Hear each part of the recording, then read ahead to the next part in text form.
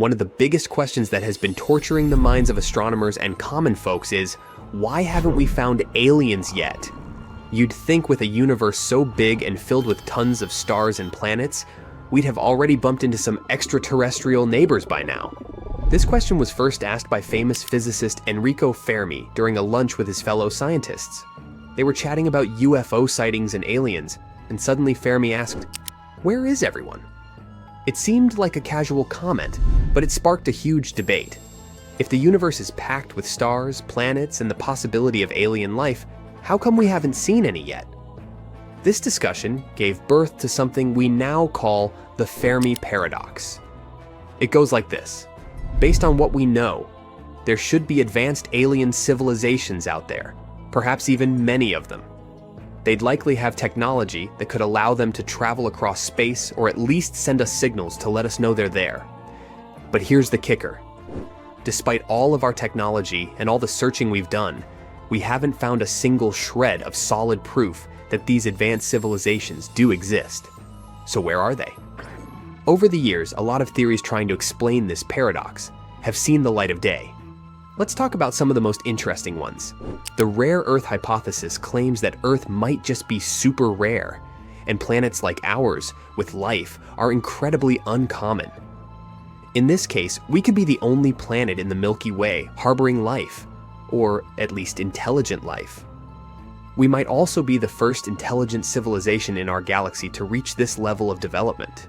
In other words, we could be pioneers, however unbelievable it may sound.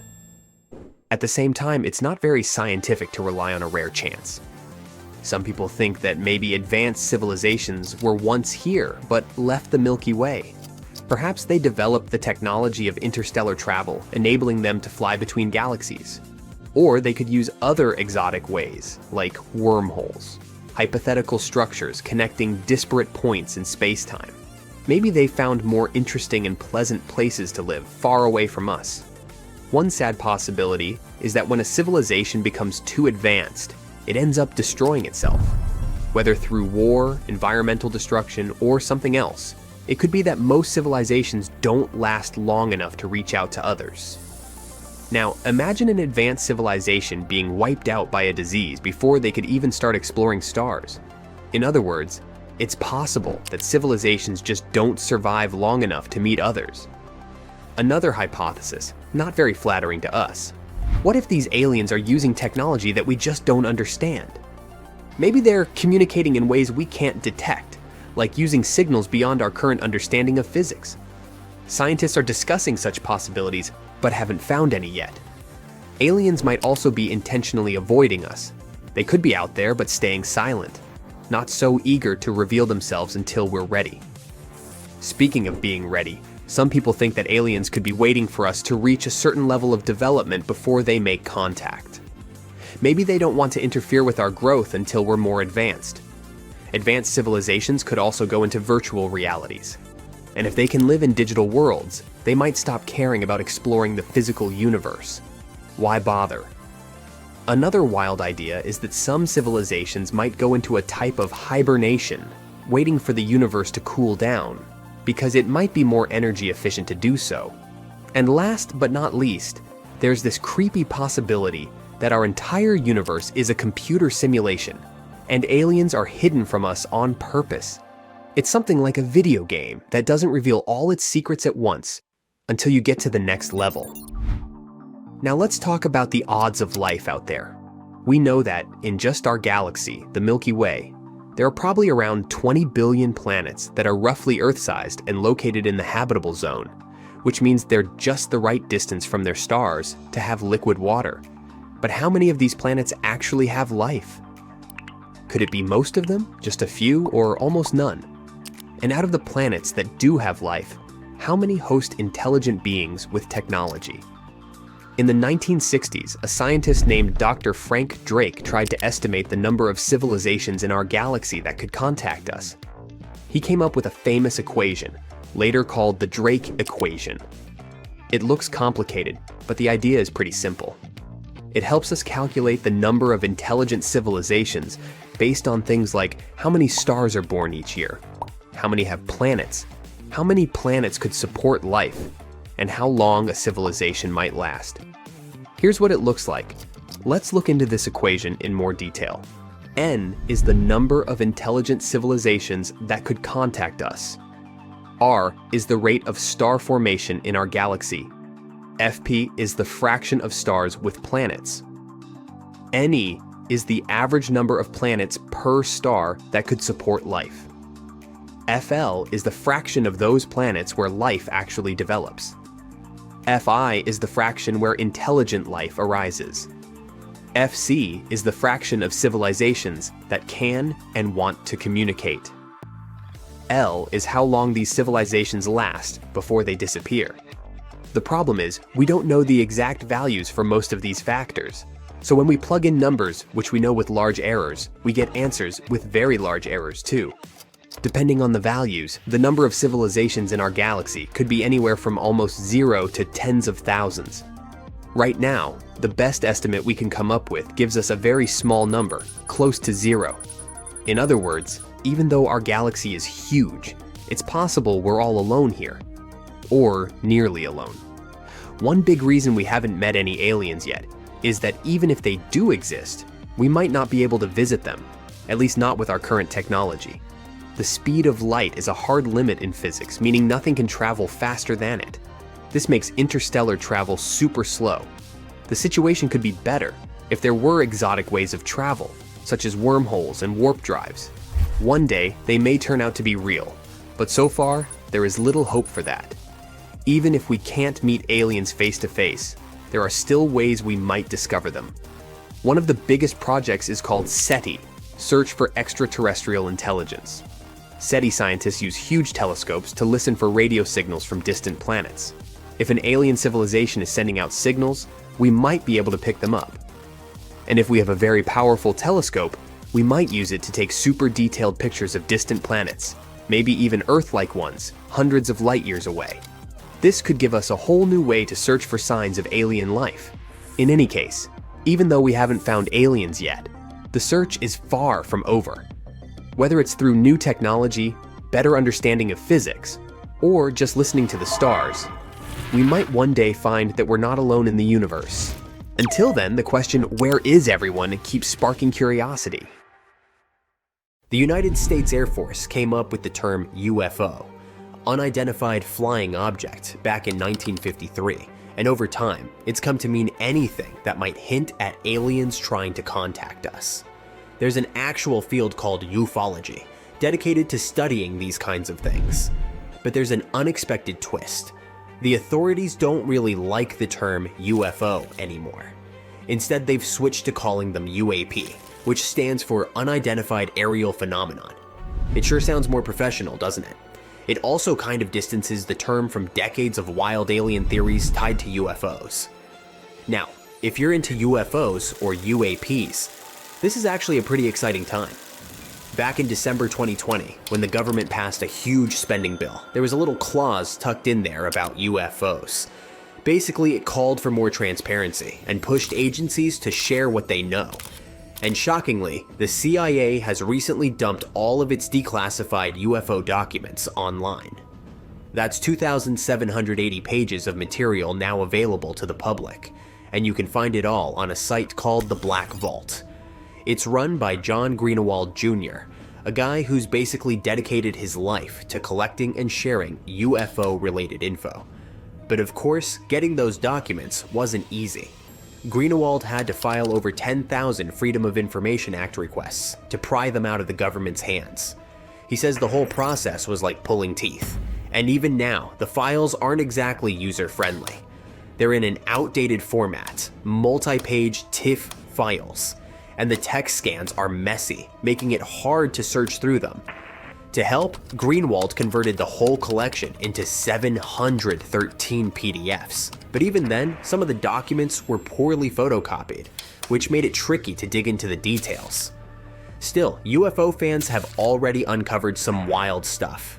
One document mentions a Bosnian fugitive claiming to have had contact with aliens. According to the document, at the time it was written, Radovan Karadzic remained alive, but the authorities didn't know where he was. The rumors of his near capture lacked evidence, and NATO countries blamed each other for failing to act.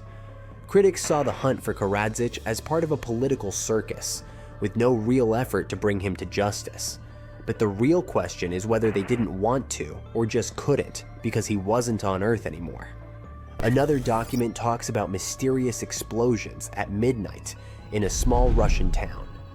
On the 12th of April, a powerful midnight explosion shook Sassovo, a small city in Russia's Ryazan region. The blast caused a lot of damage.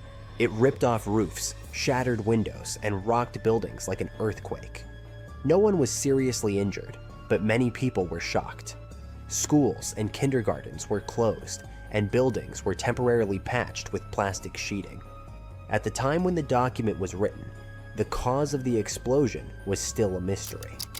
Theories ranged from buried World War II munitions, a falling air bomb, a meteorite, or a fiery UFO sighting reported by locals. Military experts suspected ammonium nitrate stored nearby, though this fertilizer had been safely used for years. A massive crater, 92 feet wide and 13 feet deep, was the only evidence of the disaster. One of the most intriguing finds is a 1970s document showing the Assistant Deputy Director for Science and Technology personally receiving some mysterious UFO-related info. But of course, like most government releases, a lot of the good stuff is blacked out. Greenewald still hopes and fights to get those redacted sections declassified. There must be something special about that information. As you see, digging into this data takes a lot of patience. You're basically wasting hours and hours of your life hoping to find something that stands out. But if you're still curious, check out the Black Vault. You might discover something mysterious and creepy in those thousands of pages. Strange and amazing items are discovered often, but figuring out what our ancestors were up to is pretty tough. Especially when all you have are just some rusty cups and cave drawings. It's no surprise that even the experts in lab coats sometimes make mistakes. But it's not just about dusty plates and huge stones. Sometimes there's even humans with large heads. So grab your digging tools and let's travel back to ancient times to explore incredible societies that even scientists can't fully explain. Sardinia may look idyllic now, but I'm not gonna lie, I wouldn't fancy visiting it 3,000 years ago. Rumor has it, terrible giants roamed around this island back then. People even talk about finding human skeletons over 13 feet tall there, although nobody's ever shown anything to prove it. But the stories will make you wonder because some weird stuff has definitely happened. In 1974, over 5,000 pieces of broken stone artifacts were found in a part of the island called Monte Prama, but instead of being displayed in a museum, they were locked up in an underground vault for about 30 years. Sounds a bit suspicious, doesn't it? When they were finally displaced in 2005, scientists put the pieces together to find statues of 38 giant men standing 8 feet tall. Not quite as tall as the legendary skeletons, but still pretty huge. It's thought these statues were made by the Nuragic people, who lived on the island a long time ago. Besides giant statues, they also built over 8,000 massive stone buildings. Perhaps Nuragic weren't giants themselves, but they definitely liked their things big. I do too. I like a big number of likes on our videos. That would be pretty great. Thank you if you liked this and subscribed. Now back to the video. You and I are pretty smart, but we might not be the smartest humans ever. Actually, we might not even be the smartest species. Since 1913, some skull fossils found in South Africa have hinted at a possibly smarter contender called Boskop Man. This human-like species might have lived as recently as 10,000 years ago. Their skull suggests they had really big heads, which means their brains could have been 30% bigger than ours. Wow! Their average IQ could have been around 149, making them among the smartest 0.05% of people today. But if a Boskop Brainiac was so much smarter, why are they not around and we are? Well, bigger isn't always better, you know. Our brains are a lot bigger than our ape relatives, mainly in the prefrontal cortex. This part helps with high-level tasks like making decisions, remembering things short-term, and being aware of ourselves. The parts of the brain that handle our senses and movements haven't really grown much. So, maybe the boss cops spent too much time dwelling on the past rather than doing practical things like hunting. But this is all just guessing. We really don't know what happened to these clever cousins of ours. Some people even argue that boss cops weren't any different from us, with the only evidence being parts of skulls. The jungle is huge. Did you know the Amazon rainforest is home to about 30% of all the world's plant and animal species? That's impressive. However, the history of one native species, humans, has long puzzled scientists. The mysterious Kasarabe people lived here for hundreds of years and then vanished around 1400 AD.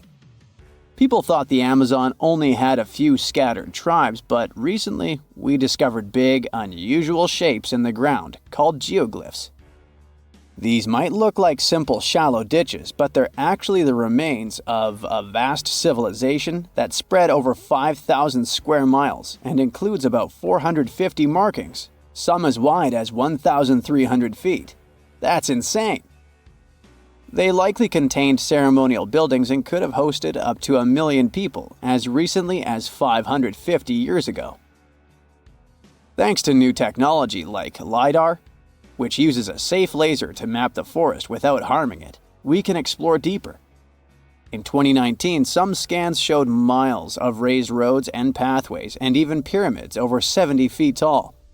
They found 26 separate settlements, 2 of which were at least 250 acres each.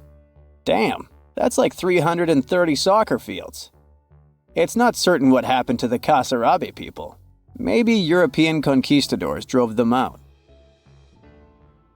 Maybe the most baffling ancient civilization is one we've never actually found a trace of.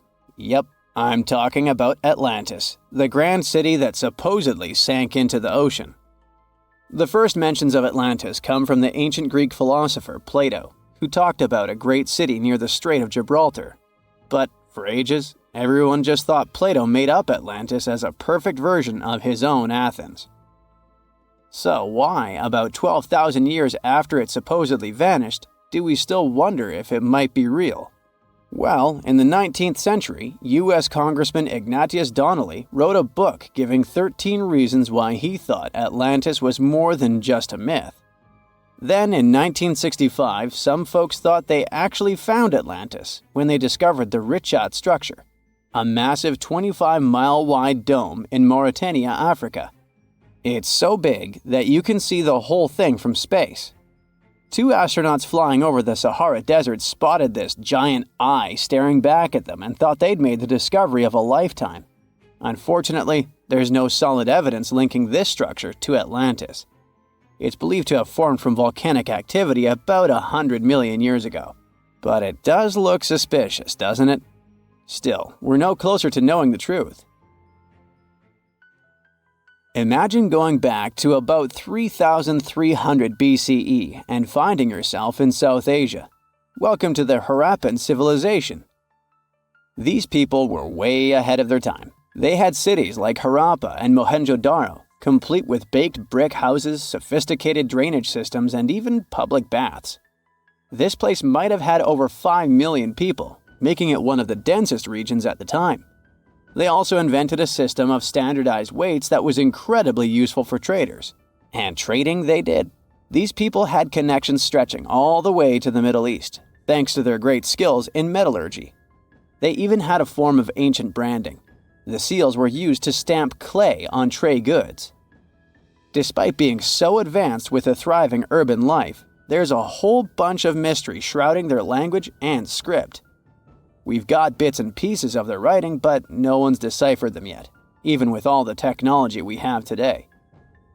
We also still don't know how exactly their society worked. It looks like they didn't flaunt their social status as much as other civilizations. No grand palaces or massive monuments. Instead, their largest buildings might have been granaries. They sure were practical. Unfortunately, all good things must come to an end.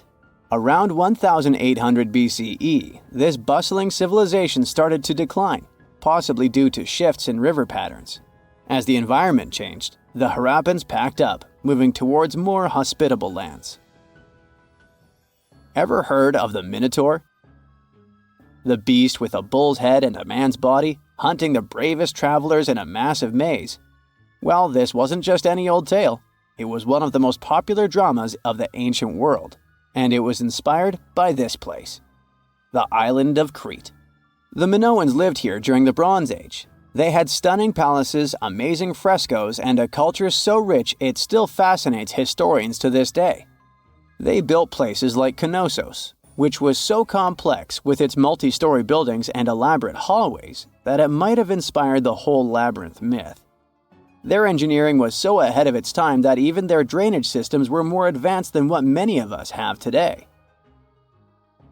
Let me know in the comments which of these stories you find the most fascinating, and thanks for watching. The unanswered mysteries surrounding ancient civilizations have been a source of inspiration for many conspiracy theorists. In fact, some of these mysteries are so interesting that many of us either already believe them or would like to. One thing is for sure though, none of those thousands of conspiracy theories have ever been, classified. Or have they? We're all aware that the CIA has done some questionable things throughout history for the sake of national security, but you wouldn't expect a book to be both a national and international threat. The CIA recently declassified parts of a book that talks about lost ancient civilizations and the catastrophic events that made them vanish thousands of years ago. This mysterious book was written in 1963 by a guy named Chan Thomas, and it was going to be published by Emerson House in 1965 until the CIA got involved. For some mysterious reason, they classified the book, and it was never released to the public until recently. But here's where it gets interesting. The book was declassified in 2013 due to the Freedom of Information Act, but it wasn't released to the public until 2016. And what was released truly raises a few questions. The original version of this document was 284 pages long, but the PDF essay that was released was heavily censored, with just 57 pages, which makes it 1/5 of the whole document. The pages were edited before they were released to the public in such a way that you wouldn't even notice that the other pages were missing. Now, no one really knows why this book was classified in the first place, but it has some interesting content from what I've gathered. The author of the book had quite the imagination and a huge love for ancient civilizations. And even though what he had to say is very thought-provoking, some of it is just bizarre. He believes that our planet is locked into a never-ending cycle of pole shifts and Earth crust displacements that are responsible for the mass extinctions of many civilizations which existed more than 6,000 years ago, even before the Sumerians. He believed that these events caused more damage to the Earth than meteors, and he bases this theory on a few artifacts that exist around the world, but weren't really noticed until recently. But I'll get into that in a bit. Those mass extinctions that the book talks about include the end of the Ice Age, when huge 2-mile-thick ice sheets disappeared from northern Europe, Northern America, and Canada, and caused 100 species to go extinct. And here's how the author illustrates his hypothesis. He believes that there was a geomagnetic pole shift which caused catastrophic changes to both the atmosphere and the Earth's crust, resulting in the extinction of many civilizations over time. Now, even though the geomagnetic pole shift is a real thing, it doesn't just happen overnight. It happens really slowly, only about every few 100,000 years, according to scientists. But it's a bit more complicated than it sounds. It is a well-known fact that the North Pole is somewhere above Alaska, and the South Pole is close to the middle of Antarctica. Now, these are the geographic poles, and they'll always be north and south. However, the Earth's magnetic poles flipped a few 100,000 years ago. So if you had a compass, let's say 700,000 years ago, it would instead point south and show you the Antarctic. But the author of the book has a different theory. He believed that the flip of the north and south magnetic poles doesn't happen every few 100,000 years, but every 12,000 years. and that this flip occurs in just a few hours, causing a catastrophic apocalypse.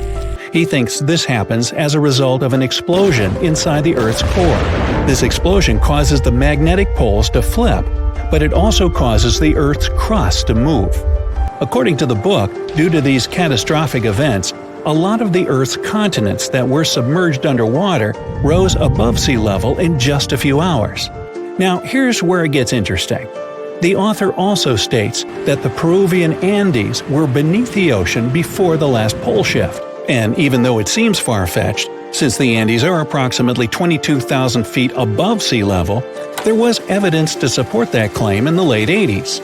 Scientists found whale bones and fossils that are said to be millions of years old on top of the Andes and the Himalayan mountains. It's also suggested in the book that the deep freeze the Earth went through during the Younger Dryas event caused the Gulf Stream to be disrupted, and he points to some interesting evidence to support that theory. Frozen mammoths were found trapped in blocks of ice with food still in their mouths. Now, this is a true mystery, because freezing cold weather is in their nature, and they were among the few animals that could truly survive in the Ice Age. So, what could have caused them to freeze so quickly? Kinda makes you go, doesn't it? The document describes the Great Pyramid of Giza as a true enigma as well. The Pyramid of Giza is made out of 2.5 million stone blocks that are placed on top of each other with great precision. It's close to 750 feet wide and more than 450 feet high. To this day, we're still not able to explain how it was constructed, and it's quite difficult to understand the internal design as well. On the inside, the pyramid has no similarities to the other pyramids, and, despite popular belief, there were no mummies found in any of them. If you think that's a bit weird, wait for the next one. There are absolutely no hieroglyphs found in any of the pyramids, and that goes both ways. What do I mean? There are also no pyramids, or anything that resembles a pyramid, in any hieroglyphs either. Mr. Thomas believes that the pyramids were created hundreds of thousands of years before the Egyptians by a civilization that went extinct. Speaking of civilizations, in his book he even mentions the Greeks. He claims that in Greece, there was another ancient race of people that went extinct as well. He claims they were extremely tall with blue eyes and blonde hair, and had access to advanced technology that the Greeks couldn't have known about in their prime. Now, before we drift too far away from the stone blocks, let's talk about another mystery, the temple in Baalbek, Lebanon, and its ginormous foundation blocks. Those stones, which make up the Heliopolis, were also used for the temple in Rome. The foundations of the temples are made of 900-ton trilithon stones, and according to the author, this is proof that there must have been a lost ancient civilization with advanced technology. Now, most archaeologists claim that those stones were made by the Romans. However, there's no evidence to support that. The Romans didn't have the technological equipment to make the stones or lift them. So, you might think, what if they just made them in that place right then and there? Well, those stones were also lifted 30 feet high and were placed next to each other with mathematical precision. And let's not forget about the blocks on top of the Heliopolis in Lebanon, which weigh about 800 tons each. But wait till you hear the next one. The Romans don't even credit themselves for these stones. They claim that they built up the sides, but they don't take credit for the extraordinarily large and heavy foundation stones. The author also makes an interesting point about the distance between the Roman capital and Baalbek in Lebanon. Why would the Romans build the world's largest monolithic stones in such a remote area, and so far away from their capital, and never take credit for it? Well, folks, it's a mystery to me. Now, let's move on to the most intriguing enigma, Easter Island, which is located in the middle of the Pacific Ocean, or nowhere, if you will. The author questions how people found it or even settled in such a remote island that long ago. One of the signifiers of Easter Island are the Moai statues, and the mystery surrounding who they depict and why. What's an even bigger question is how they were created, moved, and positioned in the places they were found. According to this declassified document, Easter Island was part of the now lost continent named Mu. and it was sunk in the Pacific Ocean in a disastrous cataclysm that happened during one of those pole shifts. The continent of Mu, according to the book, was as big as South America, and what we now call Easter Island is just what's left of that continent. The author also believes that this is what happened with the lost city of Atlantis as well. Plato is even quoted about this, saying that the whole city of Atlantis sunk miles beneath the waves within just a day. Even though the whole story sounds very intriguing and makes some interesting points, we know that, scientifically speaking, a cataclysmic pole shift causing entire civilizations to go extinct isn't possible. At some point in its long and very interesting history, our dear planet Earth was sort of snoozing, just doing its planetary thing, spinning around the sun. And then, bam, life starts getting fancy. Plants and animals start strutting their stuff, showing off their complexity. Fast forward a bit, about 65 million years ago to be exact, and a cosmic disaster strikes, or at least that's what we presume. An asteroid probably smashed into Earth, wiping out the dinosaurs and other big animals. We can't pinpoint specifics about the asteroid, but we do know that it was extremely large and it crashed into our precious planet, creating a dusty mess that settled everywhere. You can still find remnants of that dust layer in sedimentary rocks today. If you dig beneath it, you'll uncover a whole bunch of fossils. These prehistoric creatures were living it up before the asteroid crashed the party. Think of it as the planet going on a cleaning spree, leaving a bunch of empty spaces waiting to be filled. And guess who took the opportunity? Mammals. These furry little critters were the ones to rise to fame. But why is it that this disaster became such a great opportunity for mammals? It's pretty simple, actually. With no big bullies around, they grew, multiplied, and had a population expanse. All kinds of mammals joined to fill in the blanks. Primates, rodents, basically, the whole furry gang. We're talking about placental mammals, marsupials, and even egg-laying mammals, adding some serious variety to the mix. We like to think of primates as our closest relatives here on Earth. What's their story? Well, around 63 million years ago, just a couple of million years after the dinosaurs' final dance, the primates decided it was time for a family reunion. They split into two groups, the dry-nosed primates, who became the cool monkeys and apes we know today, and the wet-nosed primates, who went off to become lemurs and aye-ayes, hey-hays. The fun didn't stop there. About 58 million years ago, the dry-nosed primates began their own little mission. One special guest called the tarsier, arrived on the scene, featuring big eyes that were perfect for late-night shenanigans. This tarsier took a different path from its primate relatives, embracing its unique niche and evolving separately. To this day, the tarsier is the only primate that feeds exclusively on meat. These little guys have a taste for insects, small birds, rodents, and even lizards. But that's not all that makes them unique. Their eyes are twice the size of their brains. Also, their heads can do a full 180-degree spin, just like an owl. Because of their features, the tarsiers are the true kings and queens of the night. With their superpower of ultrasonic tracking, they can spot their prey instantly. Plus, their legs and feet are like springs ready to launch them into action. They've got this special ankle bone called the tarsus, which gives them those epic leaping skills. Hence the name, if you were wondering. But let's leave these little critters to rest and get back to our story, shall we? About 55 million years ago, the Earth cranked up the heat, literally. This sudden hot pod was a bit too much for many deep ocean dwellers and plants to handle, and they bid their farewells. But hey, every goodbye is an opportunity for something new, right? The oceanic mammals known as cetaceans, saw their chance and took it. They splashed into those empty niches, becoming the rulers of the sea. In this category of creatures, you can find the blue whale and the dolphin. A special primate guest made an appearance around 47 million years ago. Scientists now affectionately call the fossil of such a creature Ida. This little wonder caused quite a stir.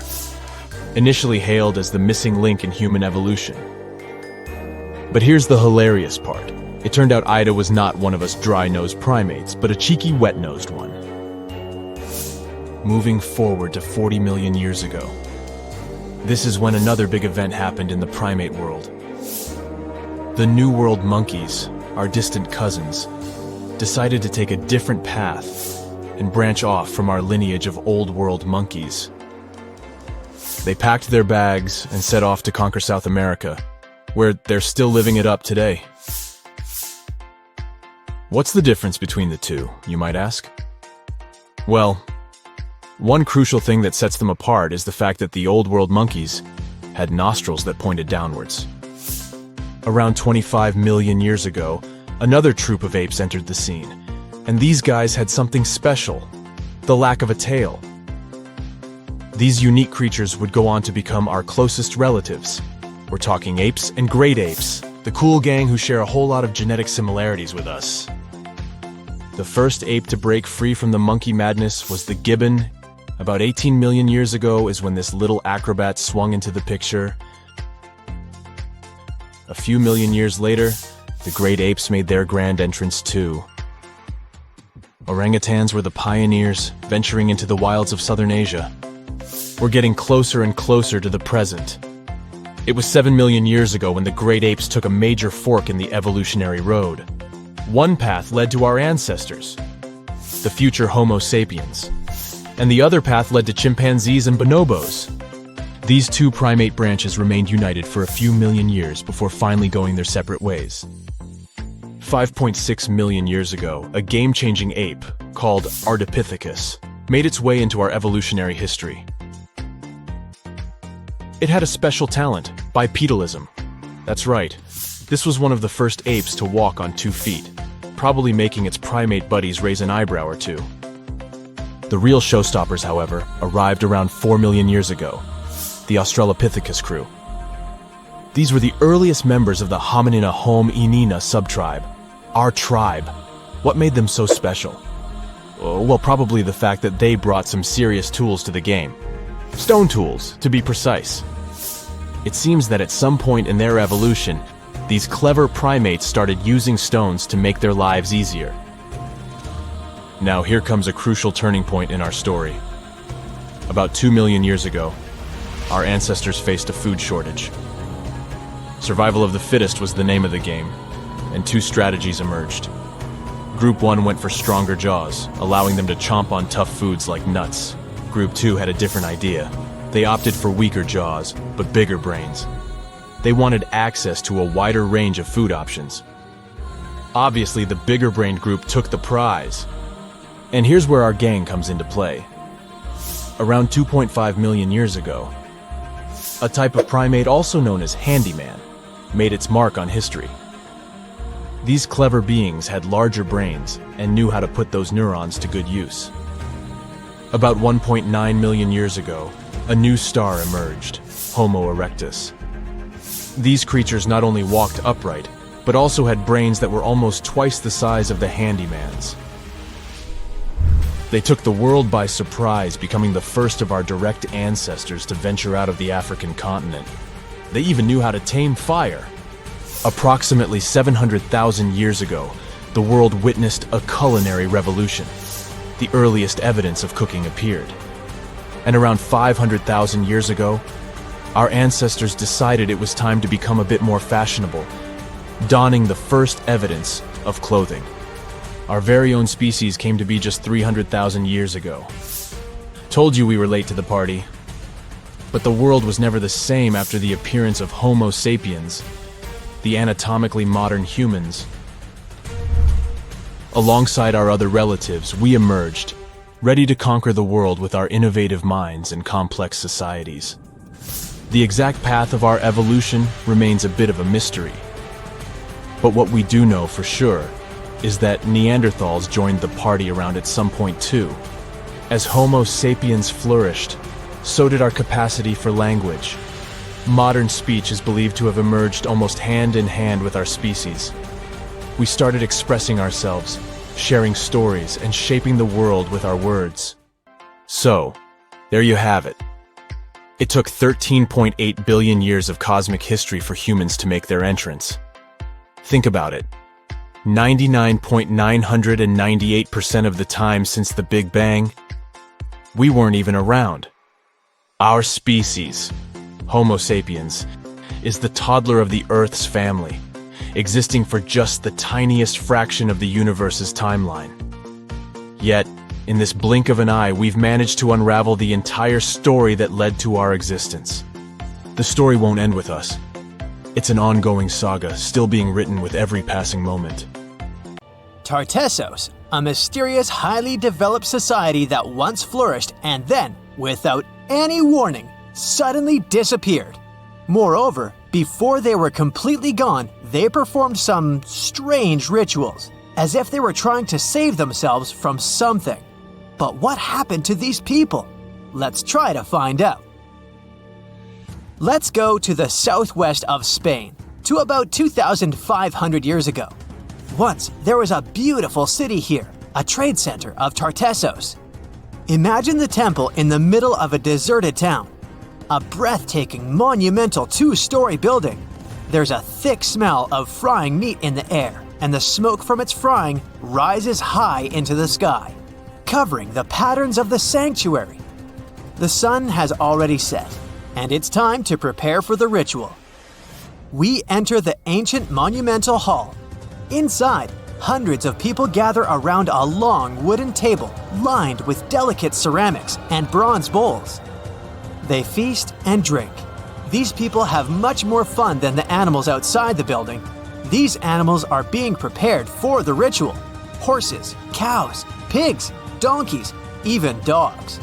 All of them were brought here to appease the deities. And what happens after the ritual itself is even crazier. At the end of the ceremony, people take torches and set fire to the whole building.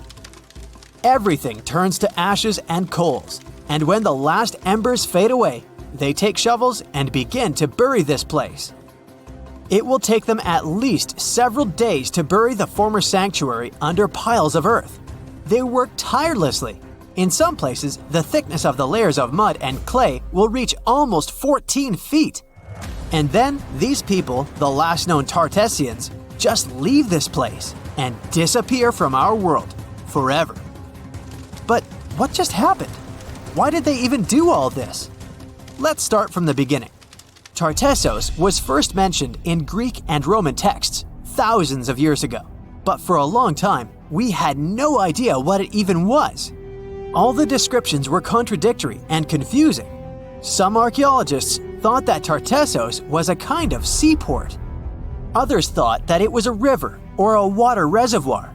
They even said this place could be connected with the mystical Atlantis. But there was nothing to back it up with, so the scientific community quickly rejected this idea. But today, we know the truth.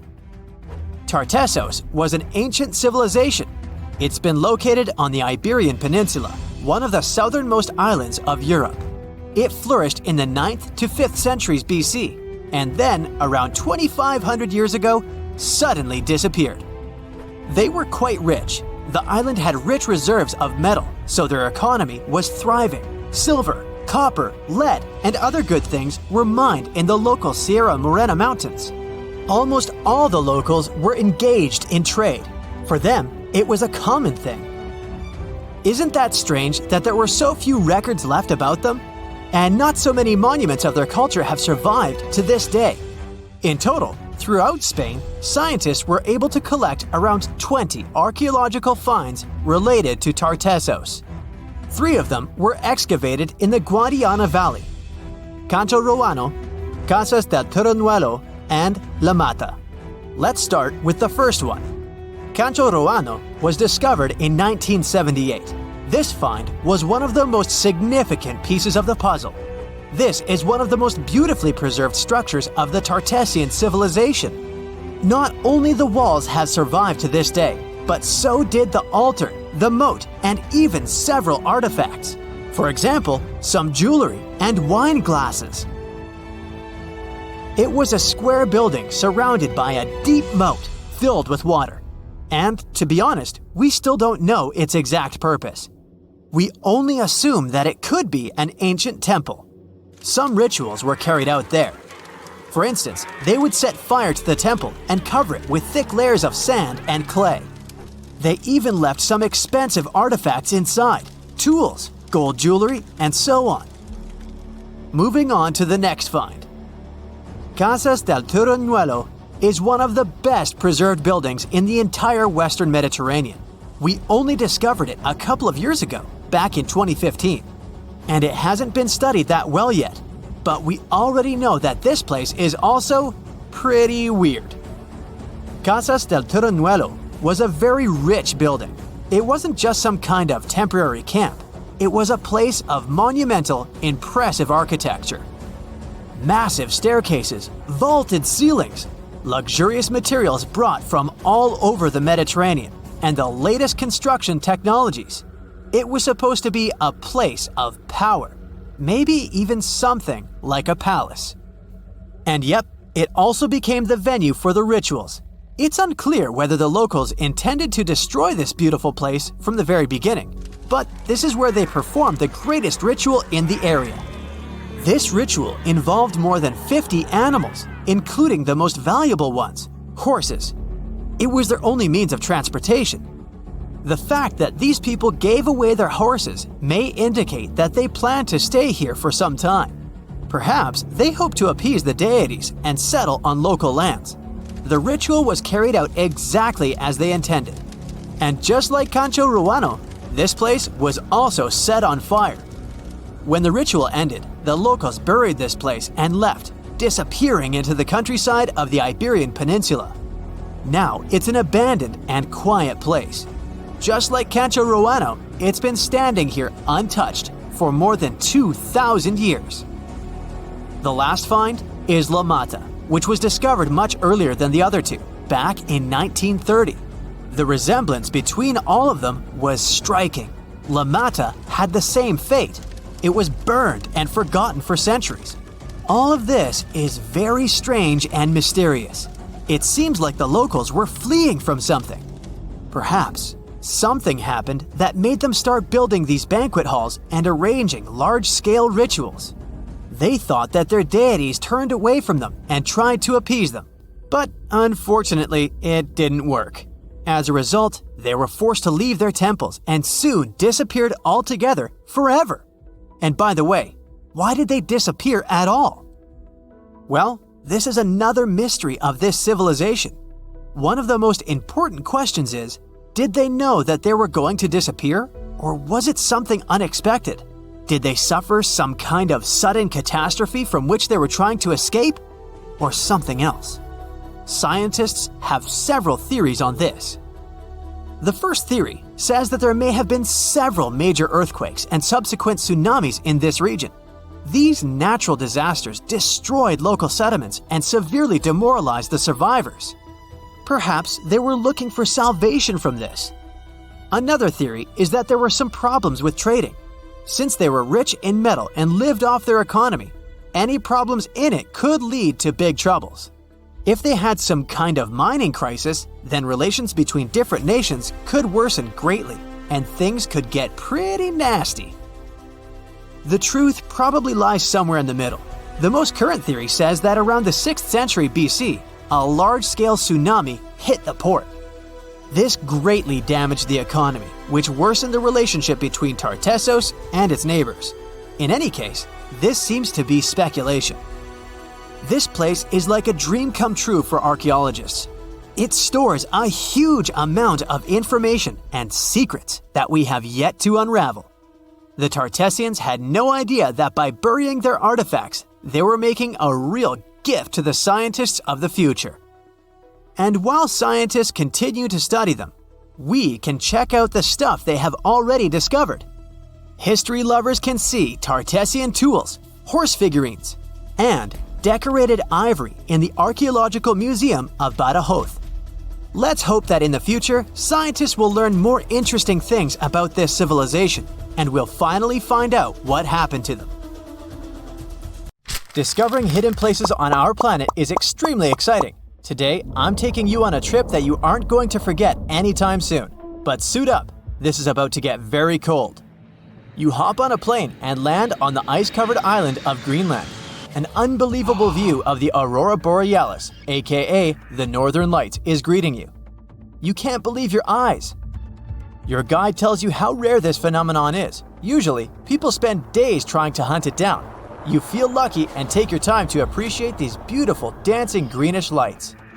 You're glad you brought your camera along, aren't you? Between clicks, you learn that the Aurora Borealis is the result of some rather rough events. This spectacular light show occurs when energy particles from the sun slam into Earth's upper atmosphere. On day 2, you continue to explore the place by air. This may not come as a surprise, but Greenland is one of the world's largest islands. This time, on board a helicopter, you can see the infinite icy landscape. In case you're curious, you're now flying over 656,000 square miles of thick ice. Oh, what's that down there? It looks like a family of polar bears. You don't want to get too close, of course. The conditions in Greenland might be too tough for people to live there, but some animal species do very well in this land of ice. Those are reindeer, wolves, and Arctic foxes. On your way to Greenland, you probably made a pit stop in Copenhagen. Denmark is one of the few countries that have commercial flights to Greenland. You didn't know this before, but you find out that the island is actually part of the Kingdom of Denmark. On a map, it's right between the Arctic and Atlantic Oceans. You're lucky to have a local pilot that tells you about the secrets hidden in this scenery. Under this 2-mile thick white surface, there's an entirely different world. A world filled with canyons, meteor-carved craters, and millennia-old plant fossils. You are beyond excited to go visit one of these spots, but of course, you'll have to use your imagination, as all of it is hidden under ice. Believe it or not, nearly 80% of the island's surface is covered with it. The first stop on your tour is Greenland's Grand Canyon. You land not far from it, somewhere in the northern part of the island. You may know that canyons are deep, narrow valleys with steep sides, but I bet you didn't know that the word canyon actually comes from the Spanish word cañón, which means tube or pipe. Now, this Grand Canyon has some similarities with the one in the US. First of all, in size. It's at least 460 miles long and up to 2,600 feet deep in some places. There's a true subglacial valley down there, and if you're wondering how this happened, well, the canyon had probably been formed by a river that had been flowing through Greenland before the ice took over. Oh yeah, Greenland hasn't always been covered with ice. It was once green, no pun intended. Many other icy places on Earth, such as Antarctica, were once covered in greenery. Scientists have figured out that in the past, Greenland was mostly ice-free. With the help of airborne radar, they made amazing discoveries. By the way, ice is invisible to radar technology. If you have trouble believing it, try putting an ice cube inside your microwave. It won't melt or heat up. A recent discovery of fossilized plants allowed researchers to estimate that Greenland used to be much warmer than they could imagine. 2021 research conducted by the University of Vermont found fossils of twigs and leaves, which left researchers very confused. They expected to discover sand and rocks in the deepest layer of ice, but instead, they found some clear proof of rich flora. Judging by what you've seen of the landscape, it's hard to believe that forests were once growing here. Today, you'll find some tundra vegetation on the coastal part of the island, and that's pretty much it. But according to the genetic material found in these fossilized plants, researchers believe the island used to be much greener. It's very likely that there were insect-filled forests with butterflies and beetles flying around, and the average temperature on the island varied from 50 degrees Fahrenheit in the summer to 1 degrees Fahrenheit in the winter. NASA's Operation Icebridge has flown over Greenland more than 100 times. This has allowed researchers to create 3D maps of the island and figure out the age of each layer of ice in Greenland's ice sheet. Ice sheets can help answer many scientific questions as they form over the span of thousands of years. They're layers of snow on top of more snow. The snow gets compacted into ice, which in turn creates what we call an ice sheet. Remember those fossils we were talking about? They're believed to be from the Eemian period, which was 130,000 to 115,000 years ago. According to the groundbreaking 3D footage from NASA, we can see 3 distinct climate periods within the ice sheet. The uppermost layer is quite flat and uniform. If you decided to dig deeper, you'd find the layer formed during the last ice age. It's more complex and rugged. The ice there is darker than what you see on the surface. If you let your mind wander, you can picture what this part of the world looked like when mammoths were roaming around. If you kept digging, you'd eventually find leftover ice from the Eemian period I've told you about. Now, canyons aren't the only unusual thing found under ice. If you could sneak a peek under all those layers of snow, you'd see an impressive mountain range and also plunging fjords. In 2017, scientists created a map that showed what Greenland had looked like without all that ice. There was a bowl-like depression in the middle of the enormous island. This depression was most likely an ancient lake. Around it, there was a circle of coastal mountain ranges.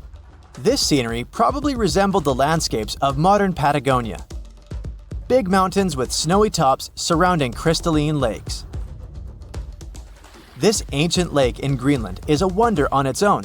Imagine a pit the size of Rhode Island and Delaware put together.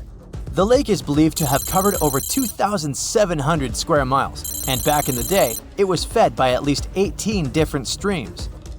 These crystalline blue waters were surely very inviting, and freezing of course.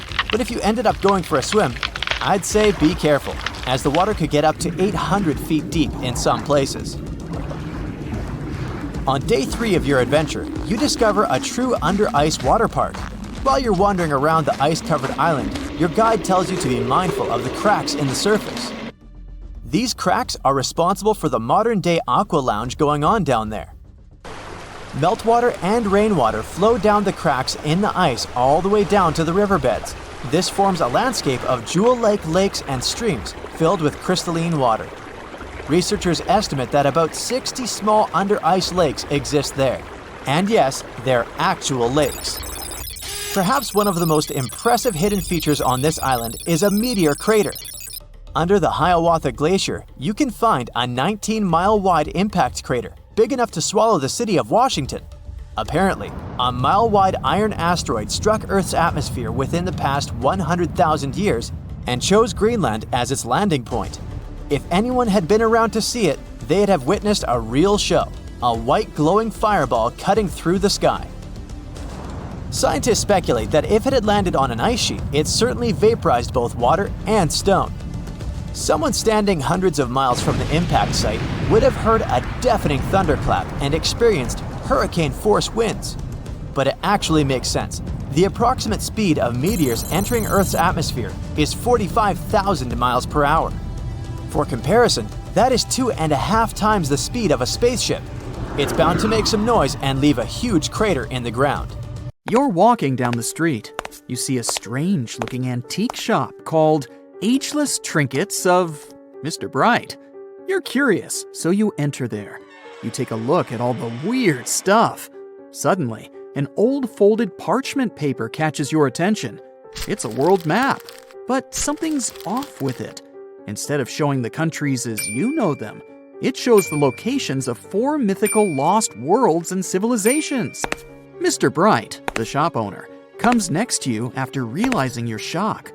This map won't let you find these places or anything, but I can explain to you the legends behind them if you want, he says. Let me begin with Atlantis. You might know it as Aquaman's underwater kingdom, but Atlantis, the fictional island, was actually first introduced in 2 of Plato's works. According to him, Atlantis was a highly advanced civilization that existed about 9,000 years before his own time, and its story had been passed down by poets, authors, and others.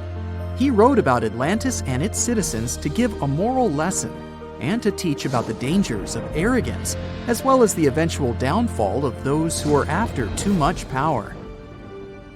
In his dialogues, Plato stated that Atlantis was a great and powerful empire that was respected in all parts of the world. It was founded by beings who were half deities and half human, and became a great naval power after a while. Being an island filled with gold, silver, and other precious metals certainly helped their case. But besides that, it was also known for its breathtaking architecture and state-of-the-art technology, as well as its countless rare and exotic wild animals. Atlanteans were proud of their great achievements and the perfection of their civilization, but their excessive pride was going to bring their downfall. They believed they were so superior that they could gain control over any nation. This led them to launch a series of invasions. They conquered many of the Mediterranean lands, but when it was time to enter Athens, Athenians pushed back with an extraordinary force, so the Atlanteans were finally defeated. Plato stated that deities then got angry at Atlanteans because of how wicked, greedy, and immoral they became. So they punished them by sending earthquakes, which caused Atlantis to sink beneath the sea. Although the earliest written records of Atlantis were Plato's works, some people still believed his story to be based on truth and tried to identify the island of Atlantis with actual countries. Some people suggested it may have been located in the Mediterranean Sea, near the coast of Spain or Italy. Others thought it may have been located in the Caribbean, off the coast of Central or South America, but there was no solid evidence to support any of these claims. One theory, in particular, seemed more plausible than the others, though. Located in the Aegean Sea, the island of Santorini was the home of a highly advanced Minoan society. However, due to a huge volcanic eruption, it was destroyed about 3,600 years ago, causing the Minoan civilization to suddenly disappear. These similarities between the fictional Atlanteans and the historical Minoans made Santorini a good candidate for the speculations. Yet again, there were still major flaws with it, such as how the time when Plato said Atlantis was destroyed doesn't coincide with the time of Santorini's eruption. So Atlantis still continues to be regarded as nothing more than a popular legend in the scientific world. Now, let's move toward the northeast direction on the map, Mr. Bright says. According to Celtic Breton mythology, there once was a magnificent city called Ys, also known as Caris, that towered over Douarnenez Bay in France's Brittany region. It was the most wealthy city in the entire Atlantic. It was especially famous for its beautiful gardens and buildings, and its citizens were all living comfortably and happily there. Dahut, who was King Bradlon's daughter in Breton legends and literature, had a deep love for the sea. She begged her father to build a city at the edge of the sea, and that is how the city of Ys was established. Little did she know that she would be the one responsible for the destruction of her father's beloved gift. You see, since the city was surrounded by the sea, it needed to be protected by a dike equipped with floodgates, and these gates could only be opened at low tide. And the only one who had the keys to these gates was the king himself. One day, a handsome red knight arrived at the city, but couldn't pass the gates. Dahut was so taken by him that she wanted to let him in. She knew that her father was the keeper of the only key to the city, so she sneaked into his room and stole it from him. Then she gave it to the Red Knight so that he could enter the city and they could be together. However, the Red Knight turned out to be the Prince of Darkness, and he intentionally left the gate open to the raging sea. The waves soon swallowed all of Ys. King Gradlon was able to escape on his magical horse, but Dahut couldn't. She turned into an evil mermaid who lured sailors into the sea. Today, if you go to Quimper, a city in Brittany, northwest France, you can find the statue of King Gradlon riding on his horse. Although the city of Ys is a legend, Brittany coast locals believe that on the days when the waters are calm, you can still hear the tolls of the city bells deep under the sea, if you listen carefully. Mr. Bright then points at the Indian Ocean on the map and says, "Now, have you heard about Lemuria?" Back in the mid-1800s, a few scientists suggested that there was once a continent that existed in the Indian Ocean, somewhere close to the south of modern-day Sri Lanka. The first one to popularize this theory was the British lawyer and zoologist Philip Lutley Sclater. In his paper, The Mammals of Madagascar, he stated that he found lemur fossils in India, and not in Africa. However, this discovery was extremely shocking to him because of the fact that lemurs' original homeland, Madagascar, is much closer to Africa. He proposed that this was possible only if some larger continent connected the two once. He stated that this continent must have eventually sunk to the ocean floor. He then named it Lemuria, and hence the theory was born. People who came after Sclater took his theory a step further and thought that Lemuria was also the home of an extinct race of humans called Lemurians, who had 4 arms and enormous bodies, and were also the ancestors of modern-day humans, as well as lemurs. Of course, as new scientific discoveries were made on plate tectonics, evolution, and the study of DNA, the theories regarding the fictional continent called Lemuria were debunked. The last fictional land on the map is Agartha, Mr. Bright says. Taking its roots from Eastern mysticism, one legend says there's a kingdom called Agartha that is located deep beneath the surface of the earth.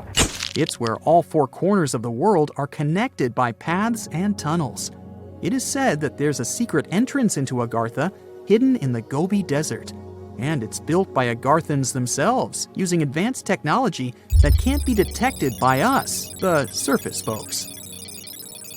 According to some beliefs, Agartha exists to counterbalance the energies of those who live above the surface. While we live in a state of rush and heightened emotions, this world beneath us is the total opposite. Some even say that those who escaped Atlantis fled here to continue their lives inside the Earth's core. And yet, others think it's actually a land that's crawling with all kinds of monsters. But there's no need to be scared, since modern science proved Earth's core is not actually hollow and is a solid hot iron ball. So you can cancel your journey plans to the center of the Earth if you've made any. Thanks, Mr. Bright. Imagine you get to be an archaeologist for the day. You'll travel the world to solve the mystery of long-lost civilizations that disappeared without a trace. Grab your chisel and fedora, and let's go. You arrive at the American Southwest, where an ancient mystery is waiting to be solved. You make your way to Chaco Canyon, just outside of Albuquerque, New Mexico. It's hot and dry in this deserted area. You're here to visit the ancient ruins of the Anasazi people. It's said that they were a thriving civilization that met a mysterious end. You hike a few miles before you begin to make out the shape of dwellings, constructions built of stone in the middle of the canyon. This is Pueblo Bonito, a 10th century complex that contains as many as 800 rooms and stands over 5 stories tall. The buildings are beautiful and made from sandstone. To access the complex, its inhabitants built a 400-mile network of roads, some of them 30 feet wide. You can't wrap your head around the fact that it was built so long ago. Everything looks so well preserved. The Anasazi reigned over the so-called Four Corners region from 100 CE to around 1600 CE. During this time, they built a civilization that sprawled over 30,000 square miles, including Colorado, New Mexico, Utah, and Arizona.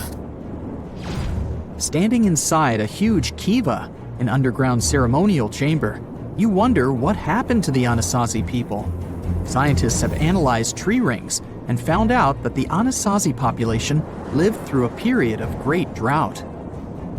The drought is believed to have lasted 23 years, and there was possibly no rain at all during this time. This definitely affected their livelihood, from malnutrition to battles over food and resources. But was it enough to make 30,000 people flee their homes? Researchers say these people left their homes with their belongings still in place. Ladles were left in ceramic bowls. Granaries were full of supplies. It was as if they intended to return, but never had the chance to come back. For many years, archaeologists have believed that the drought was the reason for the disappearance of this thriving society. But there's other evidence that shows a different story. Anthropologists say that the ancestral Puebloans, as they are also called, were an exemplary population. They were peaceful and lived together in harmony. But that's not what their architecture shows. they isolated themselves from the rest of the world by building their settlements so high on top of cliffs. And they built walls and other security structures in order to protect themselves. What were they so afraid of? Recently, archaeologists began to study bone fossils of the ancestral Puebloans, and they found evidence that suggests that toward the end of their civilization, things might have gotten pretty bad. Evidence shows that local leaders were ruling using fear-based methods. Severe punishment started to be inflicted on those who did not follow their strict rules. Why this happened is still a mystery, and you might need many other excavation trips to find out the truth. It's lucky that your next destination is really close by. Still in New Mexico, you'll visit the Blackwater Draw. It's a national prehistoric site that holds the story of the Clovis people. You're shocked to find out that the Clovis are possibly the oldest humans to have inhabited the U.S.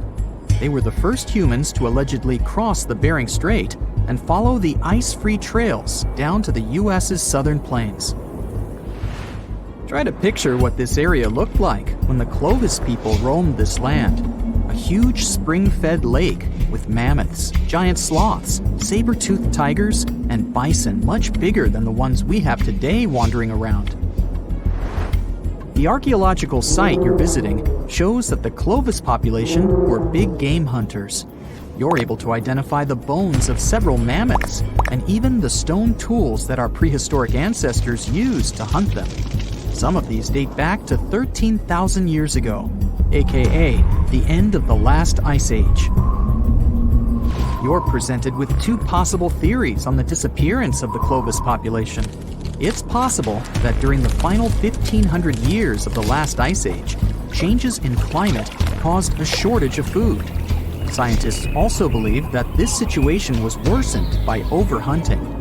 Another theory suggests that a large meteor hit North America, and this was enough to alter the climate and make the Clovis people migrate southward to try to survive. But the truth is, there's no evidence that any of that happened. Next, you'll fly to the Pacific Ocean, to the mysterious Easter Island. This place has left us with many questions, from the building of 13-foot-high face statues to the sudden disappearance of the Rapa Nui people who inhabited the area. You approach the island at Anakina, a white sandy beach on the island's northern shore. Researchers believe this area was one of the first settlements of the Rapa Nui. You could say you're standing at the end of the world, as you're over 3,000 miles away from South America and 1,000 miles away from the nearest island. Around 800 CE, when the first humans arrived, the island was an oasis. Today, the area is mostly deserted. You get your first clue on the fall of the Rapa Nui from an excavation pit you open at the beach. There's clear evidence of human presence: charcoal, tools, and bones, some of them belonging to rats. Bingo! When humans arrived at Easter Island, they brought along rodent companions. They probably didn't know this at the time, but these rodents would contribute largely to their demise. Rats love palm trees, which helped to deforest the natural vegetation of the island gradually over the years. But there's another clue. Looking into genetic data, you discover that South Americans came into contact with the Rapa Nui around 1722. What might have happened to this population is the same that happened to other more isolated groups. The contact with foreign groups brought about diseases that possibly led to the end of the Rapa Nui. To finish off your trip, you're headed to Cambodia. The country was once home to the Great Khmer Empire from the 9th century CE to the 15th century CE. The ruins of this place are magnificent. Your main excavation site is the Plains of Angkor, built alongside the Mekong River. This huge site was the most important Khmer city at the time. Just FYI, Angkor actually means capital city in the Khmer language. The Khmer were able to build a huge network of roads connecting Angkor with the rest of the empire. And it's believed that up to 1 million people were spread throughout the Khmer Empire at its peak days. It was the largest pre-industrial city in the entire world. It's comparable in size to modern-day Los Angeles, just so you can get an idea. The Khmers were also master builders and engineers. They managed to build a complex irrigation system that helped their rice farming through the centuries. And to connect their cities, they built almost 500 miles of intricate highways and bridges. Oh, and not to mention the complex architecture of their religious buildings, such as Angkor Wat, one of today's most visited tourist sites in Cambodia. It took over 30 years to build, and it spreads over almost 500 acres. Back in the day, its towers were probably decorated with gold, but today, the site is a maze of vine-covered temples. Like your fellow researchers that came here before you, you're unsure of what caused this civilization to be wiped off the map. One possible guess has to do with the climate in the region. Strong monsoons might have caused massive floods and severe damage to the infrastructure, especially to the water system the Khmer people heavily relied on to survive. But another reason could have been regional conflict and immigration. Toward the end of the 15th century, the empire started to decline in numbers, and this could have weakened its strong power. You might not go home with many answers, but you've certainly learned a lot, huh? 1,000 years ago, near modern-day St. Louis, Missouri, there was a vibrant, bustling city called Cahokia. It was a Native American city, the largest and most influential one in Mississippian culture. At its peak, around 1050 BCE, Cahokia was home to as many as 30,000 people, making it larger than Paris at the time. But what's interesting is that Cahokia didn't have any big marketplace. Usually trade was the backbone of any big city, yet this one stood out for archaeologists. That's because Cahokia wasn't about commerce. It was about culture, community, and parties. The people who lived there threw massive parties that would last for days. The city's grandest feature was its 50-acre plaza, surrounded by amazing earthen pyramids. This massive space could hold over 10,000 people. Imagine them all gathering there for festivities, dancing, drinking coffees and teas, feasting on deer, and betting on sports. The events were super lively. Cahokians would wear awesome costumes, style their hair in interesting ways, and decorate their bodies with tattoos. Athletes were playing a game called Chunky, where they hurled spears at a rolling stone disc, competing to get as close as possible. The roar of the crowd filled the air, and performers showed off their skills. These celebrations were so wild, they left traces in history. After the parties ended, Cahokians cleaned up by tossing leftovers into pits. Archaeologists have uncovered these waste pits, and they were filled with food remains and pottery. One pit alone contained the remains of 2,000 deer, and that's from a single event. They also found traces of yaupon holly, a caffeinated plant that was traded from hundreds of miles away. This just shows how much effort and thought Cahokians put in their celebrations. Would you like to live in a city like this? But aside from all the fun and games, Cahokia was also deeply complex and spiritual. The city was built on a landscape that mixed dry land with swampy patches. Many people believed that this symbolized the connection between the world of the living and the dead. The people of Cahokia saw their city as a bridge between these two realms. They built earthen mounds, both for ceremonies and rituals, and as construction support.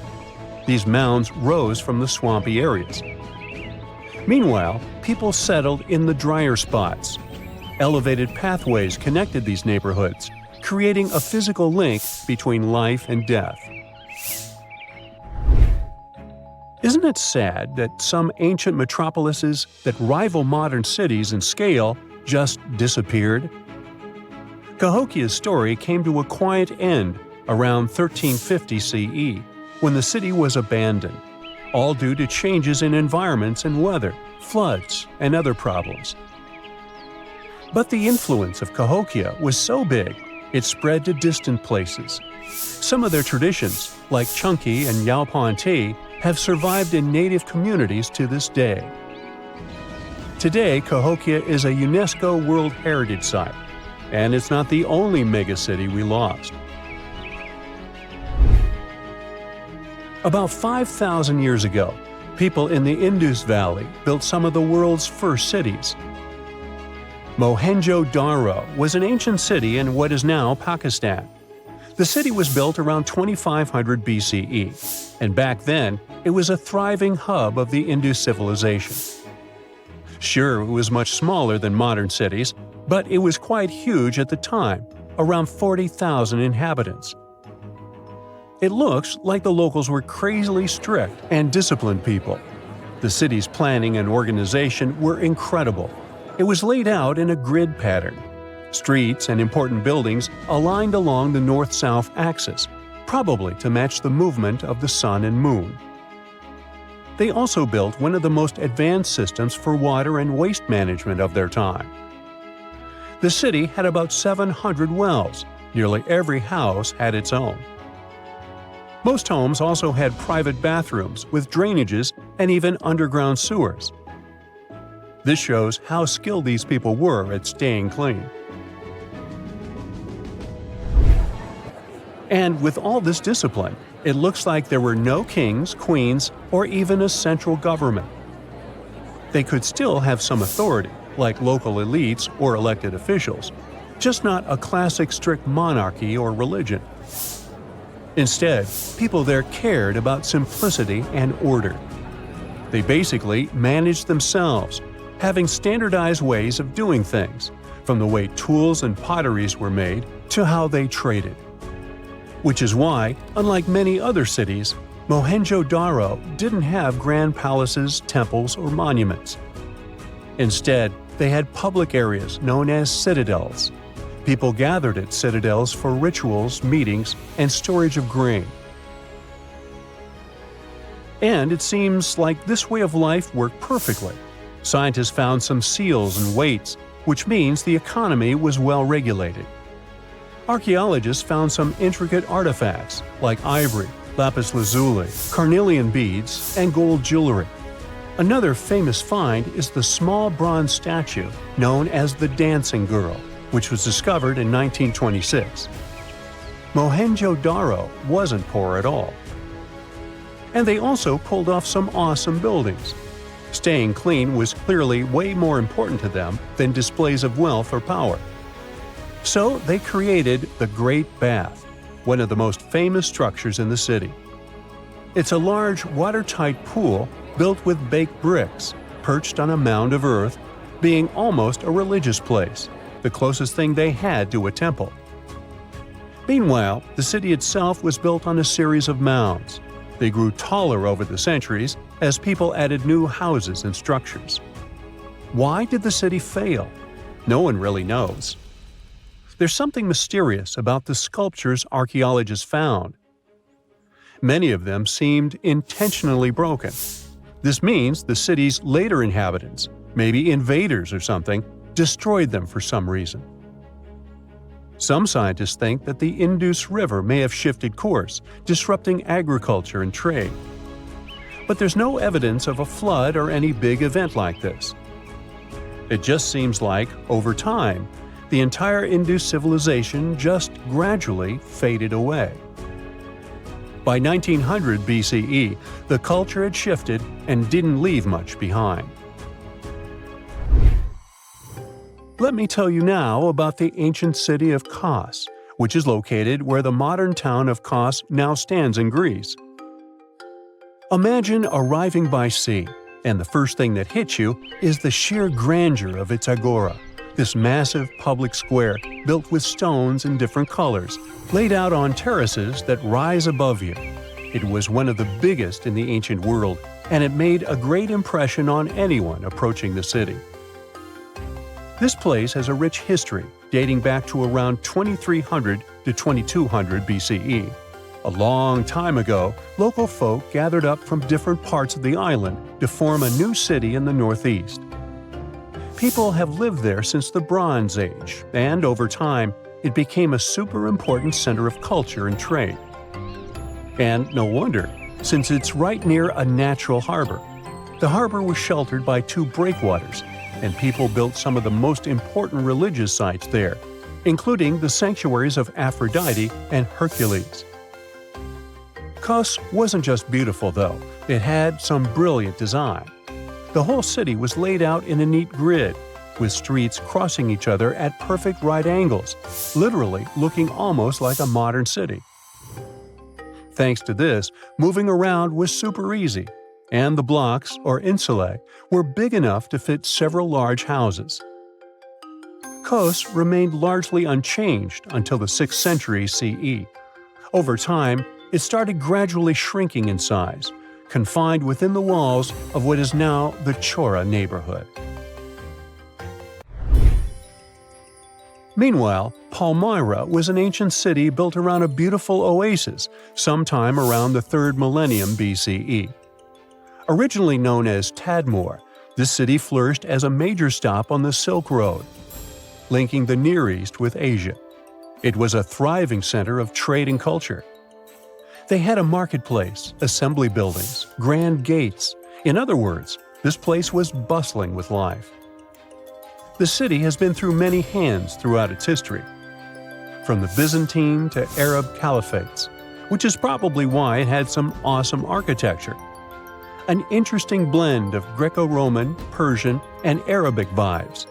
The Temple of Bel, the Great Colonnade, and a Roman-style theater.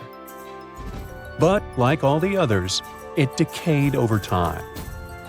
Palmyra's importance faded, and by the early 1400s, it had been largely destroyed. But at least its ruins remained. Right now, they're a UNESCO World Heritage Site. Now, let's assume that another species, whether humanoid or dolphin-like, could have existed millions of years ago. How do we find their traces?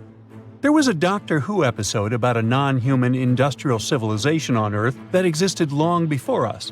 These reptiles, called Silurians, were forced deep underground by a catastrophic rise of temperatures on Earth, and there they thrived for centuries. That inspired scientists to create the so-called Silurian hypothesis. If there was an advanced civilization before us, we should find their traces somewhere. Well, let's try. Climatologist Gavin Schmidt and astrophysicist Adam Frank decided to dive into this themselves. Like us, any technologically advanced civilization would be hungry for energy, so they looked for global effects that would leave a widespread mark. For example, hints of large-scale industrial processes, like plants and factories, and their leftovers. Then comes the question of how long these civilizations would last. If they existed for a long time, we should look for long-lasting signs, like residues from burning fossil fuels, mass extinctions, synthetic chemicals not found in nature, and even traces of nuclear fission. Basically, we should search for the same kinds of things that humans are currently leaving behind as evidence of our activities.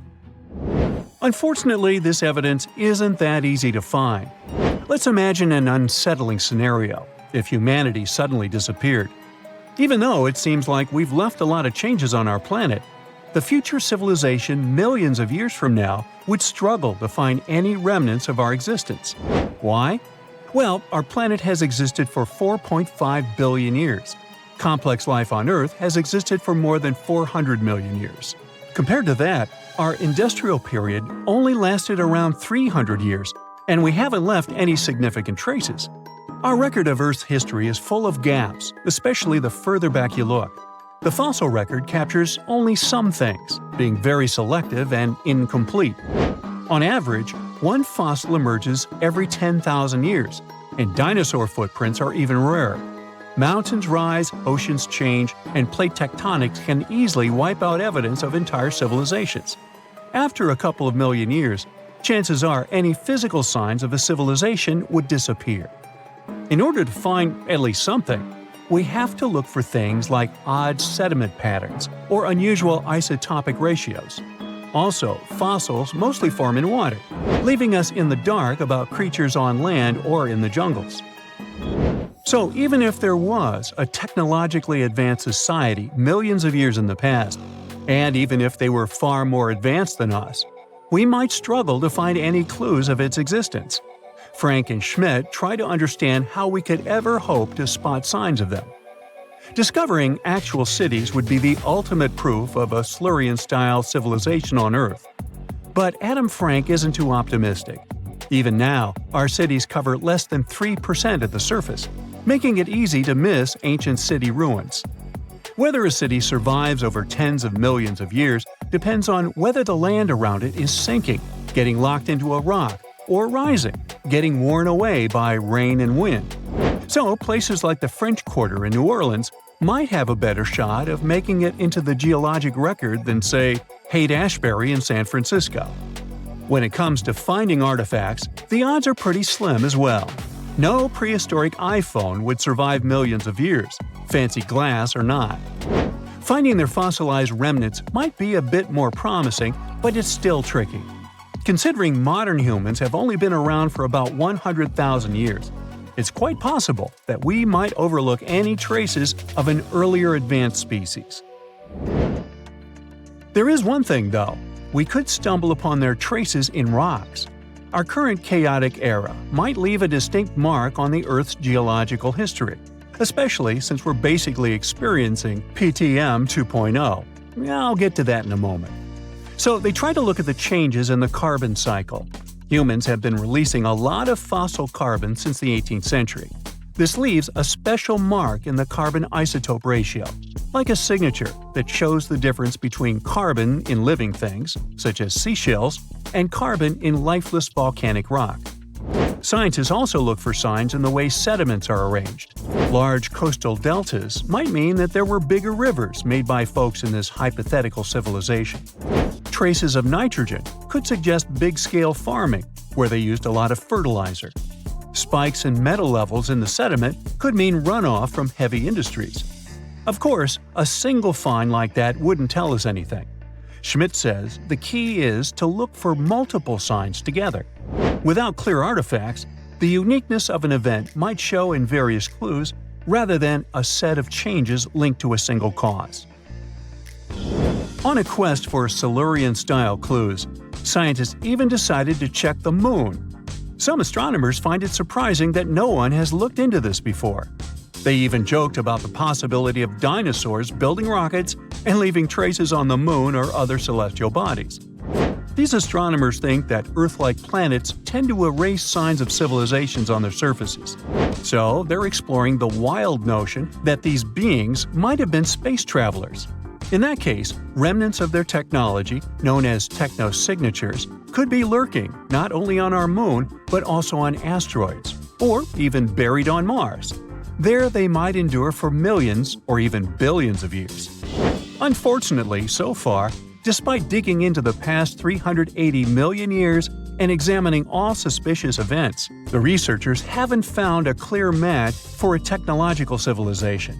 They don't give up, though. Frank calls for more investigation. For example, we could study how modern industrial chemicals stick around in ocean sediments. This, he believes, could help us identify similar chemical traces in the Earth's history. If there are no traces, why do we even bother to find something like that? This research is based on Schmidt and Frank's recent papers. They were delving into the Anthropocene. It's the proposed epoch dominated by human activities on Earth. It's full of these things called hyperthermals. They're prehistoric events when temperatures on Earth sharply increased over a relatively short time. They're like extreme heat waves from the past. A great example of this is the Paleocene-Eocene thermal maximum, or PETM for short. It happened around 55.5 million years ago and saw a rapid rise in global temperatures. Over 200,000 years, the average temperature on Earth jumped from about 9 to 14 degrees Fahrenheit. We studied these hyperthermals to understand how they occurred, from natural causes or human activities. So, these hyperthermals sparked the genesis of Frank and Schmidt's research. To study them, scientists started examining chemical signals and tracers left in rocks. When doing that, Schmidt and Frank uncovered some eerie parallels between all the climate issues we have today and past periods of rapid temperature shifts. There's a close similarity between the Pedum and other hyperthermal events. So all this work isn't just about solving a historical mystery. Understanding our impact on the environment can guide us to finding better ways to live in harmony with the planet and avoid becoming a forgotten species in the future. Our Milky Way is filled with lots of planets that could be just right for life, but we don't know if there are other civilizations out there. Earth is the only place we know of with living beings. About 200 years ago, people wondered if there might be civilizations on Mars. Back then, it was a real question, but once we got pictures from space probes, we decided there wasn't any evidence for it, and that idea got stuck in our minds. Now, it's not even considered a valid topic for serious science. It's seen as kind of silly. But no one has set clear limits on what could have happened on our own planet a really long time ago. So, even if there is no proof, we shouldn't throw away the possibility. Don't forget, it took humanity a while to recognize dinosaurs. Maybe Silurians are just patiently waiting for their time. Can you pronounce this name of the Aztec capital city? Yes, it's quite difficult to say in English and above my pay grade. Okay. It's Tenochtitlan. And Mayan cities are hard to pronounce too. Consider Jaxchilan. They must be part of the same language, right?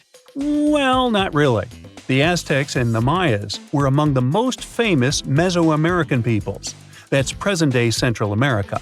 But they didn't speak the same language, and they weren't even the same civilization. The two nations lived in different eras. The Aztecs dominated the region from the 14th to the 16th century. Back in Europe, this was near the end of the Middle Ages. The Mayas came before the Aztecs. Historians believe they started building city-states in the 3rd century. Their peak lasted until the 10th century.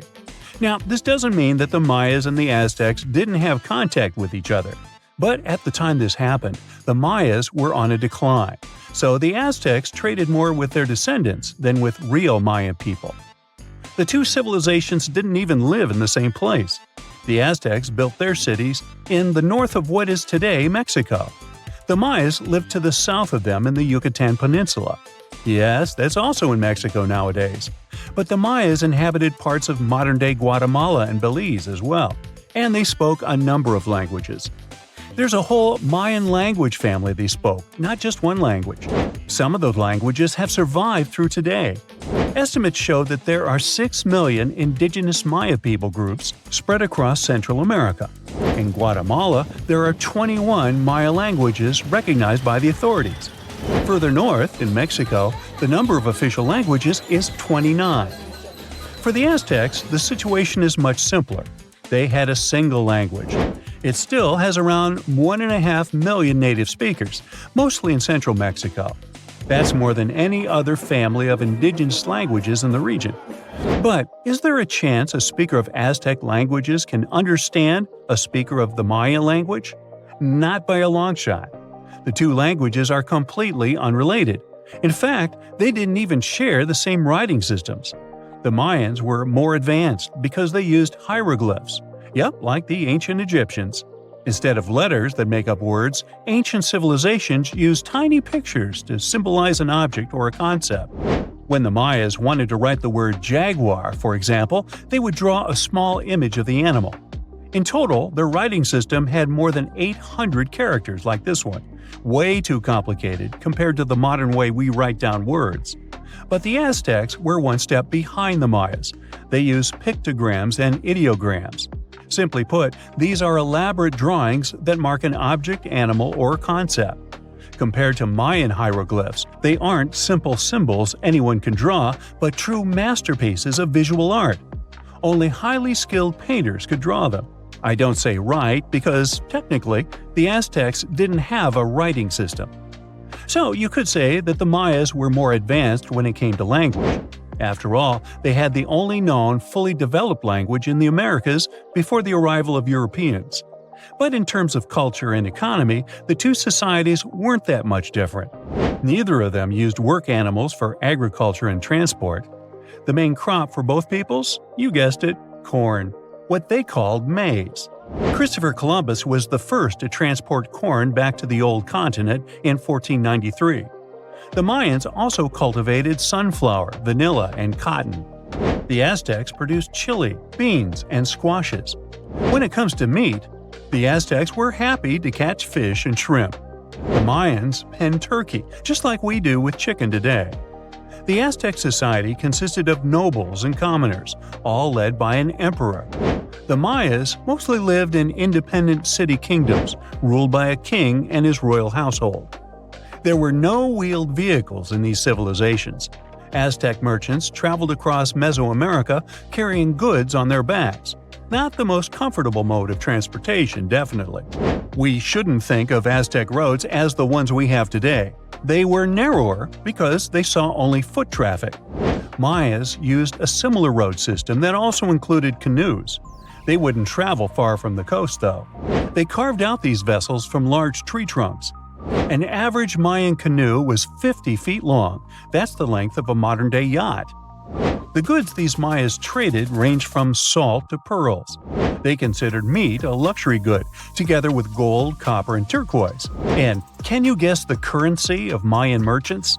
Let me give you a hint. It wasn't metal and paper like it is today, but cocoa beans. They had a fixed market price, which made them the ideal payment option. The situation in modern societies is not much different. Around 2/3 of all countries have pegged their currency to the US dollar. For Mesoamericans, cocoa beans were their green banknotes. The Aztecs used the same exact currency, but with a twist. They had something called axe money. One axe was worth 8,000 cacao seeds. I bet their exchange offices were fun places to work. When it comes to minerals, jade was highly esteemed in both cultures. The Mayas and the Aztecs made tools and ornaments from it. These peoples believed jade brought beauty and long life to the person who wore it. Their jade mines were located in present-day Guatemala. And remember that city from the beginning that we could hardly pronounce? The founding of the Aztec capital gives an insight into the belief system of the whole nation. According to legend, the Aztec deity told them to build a city in the place where an eagle sits on a cactus with a snake in its talons. They saw this happen on an island in a lake. This is where they built the city. If you want to find it on the map of Central America today, look for Mexico City. That's the site of an ancient Aztec capital. It even got its name from the ancient nation, because Mexica was an alternate name for the Aztecs. They constructed the city on small artificial islands. It was slightly bigger than the surface area of London Heathrow Airport. The Mayas didn't have a capital city as we know it today. Their civilization spanned across 40 cities. These settlements had a population of 5 to 50,000 inhabitants. Today, these sites could be classified in terms of size as small American towns. But the total number of Mayan cities is not final. Archaeologists keep discovering new ones deep in the jungle of the Yucatan Peninsula. Quite recently, researchers unearthed a new site in the southeast of Mexico. They found a number of stone columns and named the city after the Mayan word for it. Back in the day, the city was part of the central Maya lowlands. Today, this region is covered with thick jungle. The Maya abandoned their settlements in this area around the 8th and the 9th century. Historians still cannot agree on why this happened.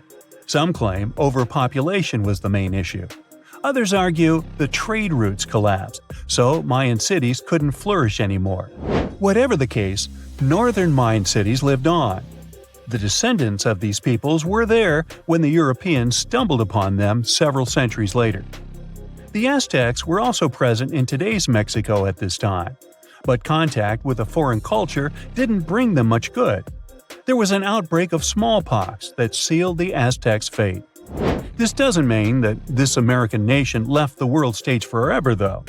Every time we say words like avocado, chili, guacamole, chocolate, and coyote, we're actually reviving the Aztec language. These words are present in pretty much every language on the planet. Mayan words also entered modern English. Linguists argue that the word shark actually comes from a Mayan language. This is the word these ancient Mesoamerican people used for fish. Both ancient civilizations left behind pyramids, and they look very similar in style. The only hint that can help you differentiate between them is that there are way more Mayan ruins that still exist today. Finally, regarding maize, or corn as we call it, there's a story among the Maya descendants that their process of harvesting corn back then was called amazing. Get it? Maize? Corn? Okay, I made that up. You're not surprised, are you? Earth is 4.5 billion years old. Modern humans, we've only been around for about 300,000 years. So what was happening on our planet before we showed up? Was it just empty? Or could there have been other advanced civilizations that came before us? Civilizations so ancient that all traces of them have been wiped away. This is the heart of the Silurian hypothesis, a fascinating scientific thought experiment proposed in 2018 by astrophysicist Adam Frank and climate scientist Gavin Schmidt. They asked a simple but mind-blowing question. If an industrial civilization existed on Earth millions of years ago, would we even be able to tell? The hypothesis is named after the Silurian period, a time over 400 million years ago when life was thriving in Earth's oceans. But the name is also a nod to Doctor Who, where the Silurians are an ancient reptilian species. It's a clever way to frame the idea, but the science behind it is serious. So, if there were advanced civilizations before us, where are all the ruins, the tools, the skyscrapers? Well, that's the thing. Earth is a master at recycling itself. Our planet is constantly changing. Mountains rise and fall, oceans become deserts, and entire continents shift over millions of years. Processes like plate tectonics, erosion, and volcanic activity are like nature's cleanup crew. Think about it. If humanity disappeared today, how long would it take for all traces of our civilization to vanish? Scientists estimate that within a few million years, even our toughest structures, like skyscrapers and nuclear waste sites, would be ground into dust and scattered across the planet. So, if our civilization can disappear so completely, what chance do we have of finding evidence of one that existed hundreds of millions of years ago? This is where Frank and Schmidt's idea gets really interesting. Instead of looking for physical evidence, they proposed searching for chemical fingerprints in Earth's geological record. For example, carbon isotopes. Burning fossil fuels changes the ratio of carbon-12 to carbon-13. If an ancient civilization used industrial processes, we might find these anomalies in ancient rock layers. Nitrogen levels. Synthetic fertilizers could leave behind unusual amounts of nitrogen-15. Radioactive isotopes. If they used nuclear technology, we might find traces of plutonium-24 or iodine-129. Elements that don't occur naturally in large amounts. But here's the catch. Natural processes can also produce similar chemical signatures. For example, massive volcanic eruptions can release huge amounts of carbon dioxide, altering isotope ratios. So, how do we tell the difference? One of the key pieces of evidence Frank and Schmidt looked at was the Paleocene-Eocene thermal maximum, PETM, a period about 56 million years ago when Earth's temperature spiked by 5 to 8 deep sea. This event released a massive amount of carbon into the atmosphere, similar to what humans are doing today. Could this have been caused by an ancient industrial civilization? It's a fascinating idea, but most scientists aren't convinced. The PTM was likely caused by natural processes, like volcanic activity or the release of methane from ocean floors. Plus, the rate of carbon release during the PTM was much slower than what we see today. So, if the PETM wasn't caused by ancient factories, what other clues could point to a lost civilization? Some researchers have suggested that dinosaurs might have been more advanced than we think. Take the Troodon, for example. This small bird-like dinosaur had a large brain relative to its body size, binocular vision, and grasping hands, traits that suggest it could have been capable of complex behavior. Paleontologist Dale Russell even speculated that if dinosaurs hadn't gone extinct, Troodons might have evolved into intelligent, human-like creatures he called dinosauroids. But let's be real, even the smartest dinosaurs were probably nowhere near building cities or launching rockets. So, what about something even stranger, like a civilization based on fungi? In 2000, a Japanese biologist named Toshituki Nakagaki conducted an experiment that blew everyone's minds. He placed a slime mold in a maze with a sugar cube at the end. Within hours, the mold figured out the shortest path to the sugar without a brain. This raises a wild question. Could fungi or other simple organisms have formed some kind of ancient intelligent network? If so, their civilization would leave behind no physical traces, just subtle chemical clues. Of course, not everyone is on board with the Silurian hypothesis. Critics point out that there's no direct evidence, no tools, no buildings, no artifacts. All the proposed chemical traces could be explained by natural processes. Evolution makes it unlikely that any species before humans could have developed advanced technology. So, was there an ancient civilization before us? The answer is, we don't know. But the Silurian hypothesis isn't really about proving the existence of lizard people or dinosaur engineers. It's about challenging our assumptions and asking, what don't we know about Earth's history? And who knows, maybe one day we'll discover a clue that changes everything. Whoa, there could have been more human species throughout history than we used to think. In one place in East China, Hualongdong, scientists found the remains of a human who lived around 300,000 years ago. They found a jawbone and parts of the skull. They carefully studied these bones to compare them with the bones of other ancient and modern humans. The remains themselves weren't that unusual. We know our human family is really diverse and has been around for millions of years. You know our ancient relative called Australopithecus, right? These fellas lived in different parts of Africa, and they were known for walking on two legs, just like modern humans. But their brains and some other parts of their bodies made them more similar to apes.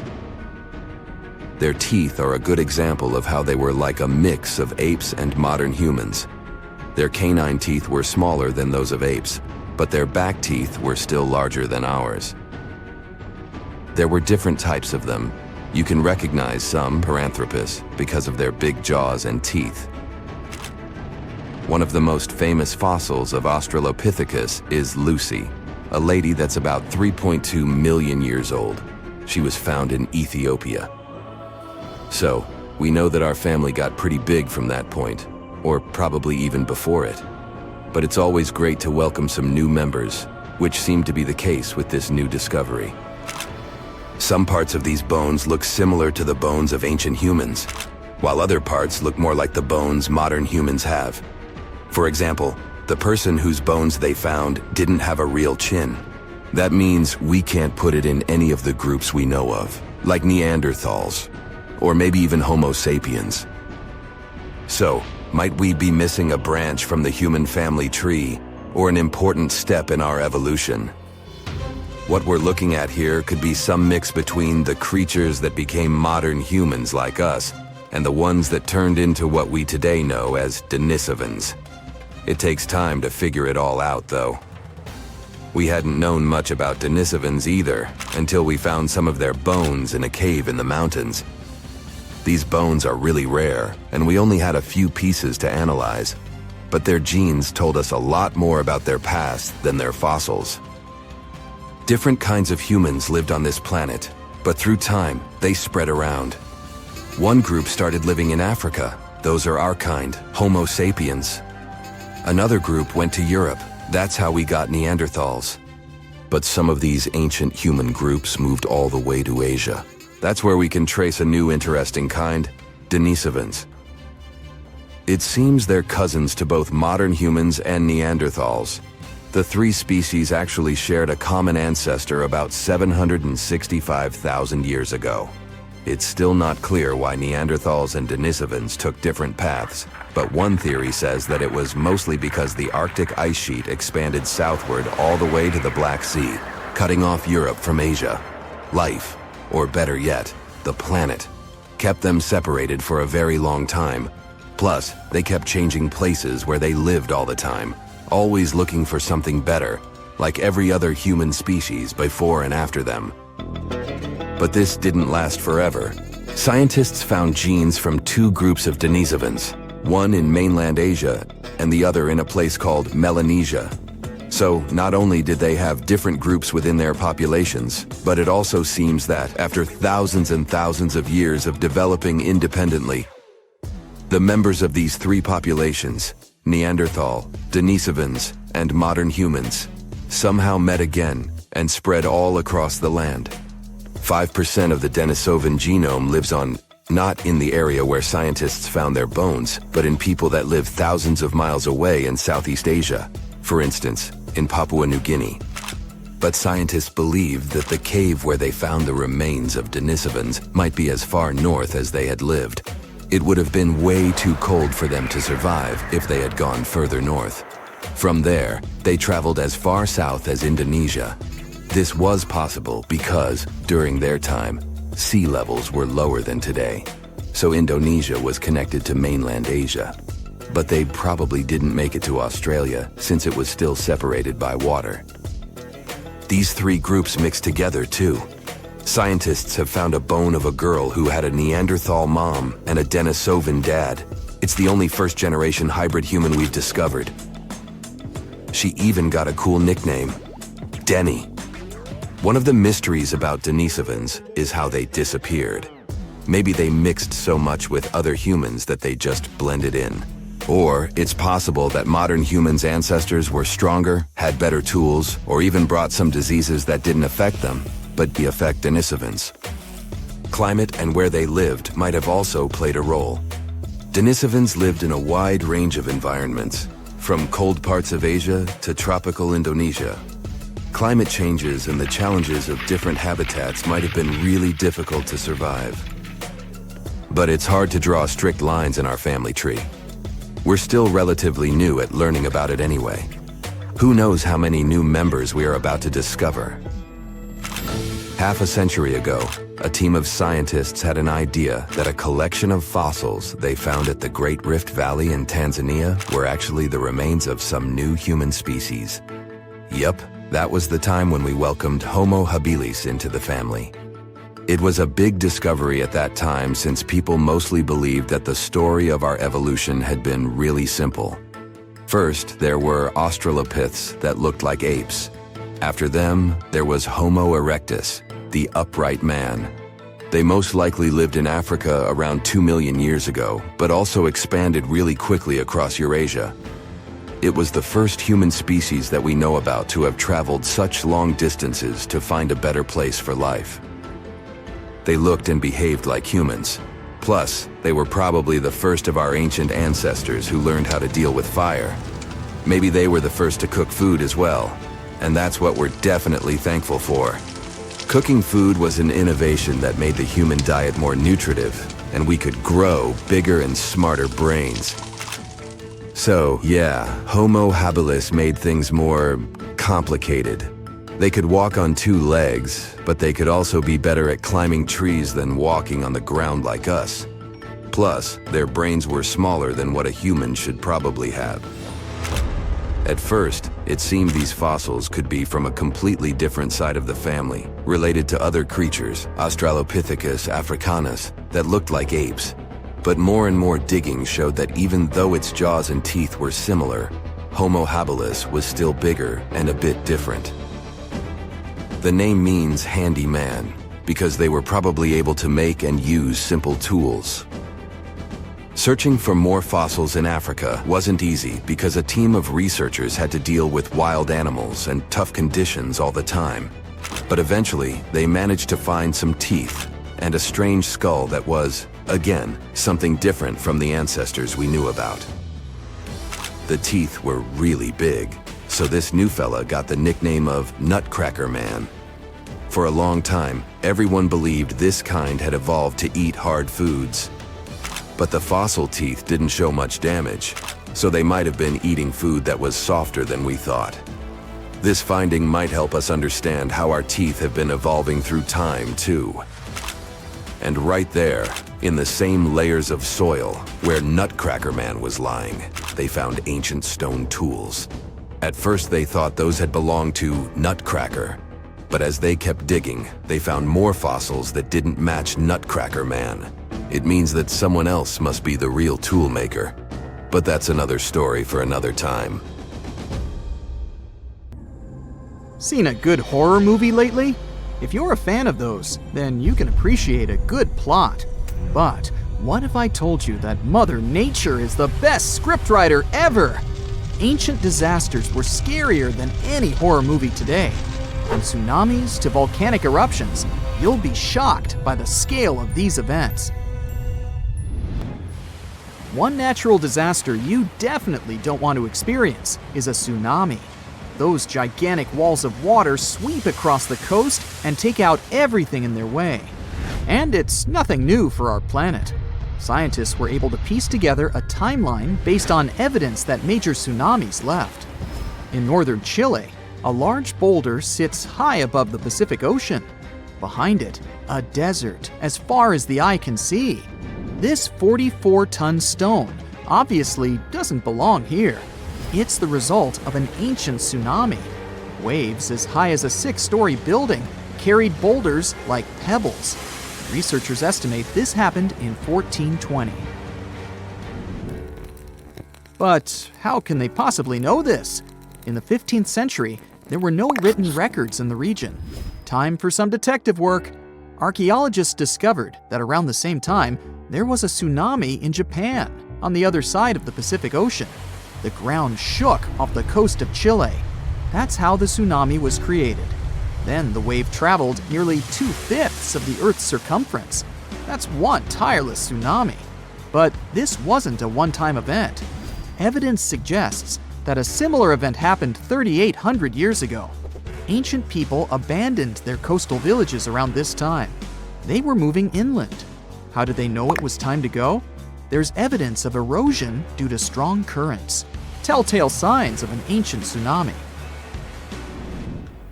As you know from school textbooks, oxygen is 21% of the air we breathe. But it wasn't always a part of Earth's atmosphere. Oxygen was missing during the first half of our planet's lifespan. Carbon dioxide and methane were the name of the game back then. CO2 is what makes our drinks fizz. But isn't the other gas dangerous? Yes, because you can't smell methane. And that's the reason there was no life on Earth billions of years ago.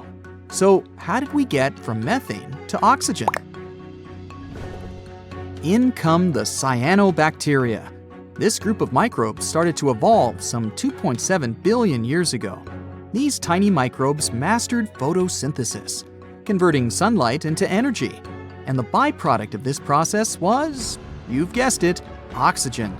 Soon it started escaping from water into the atmosphere.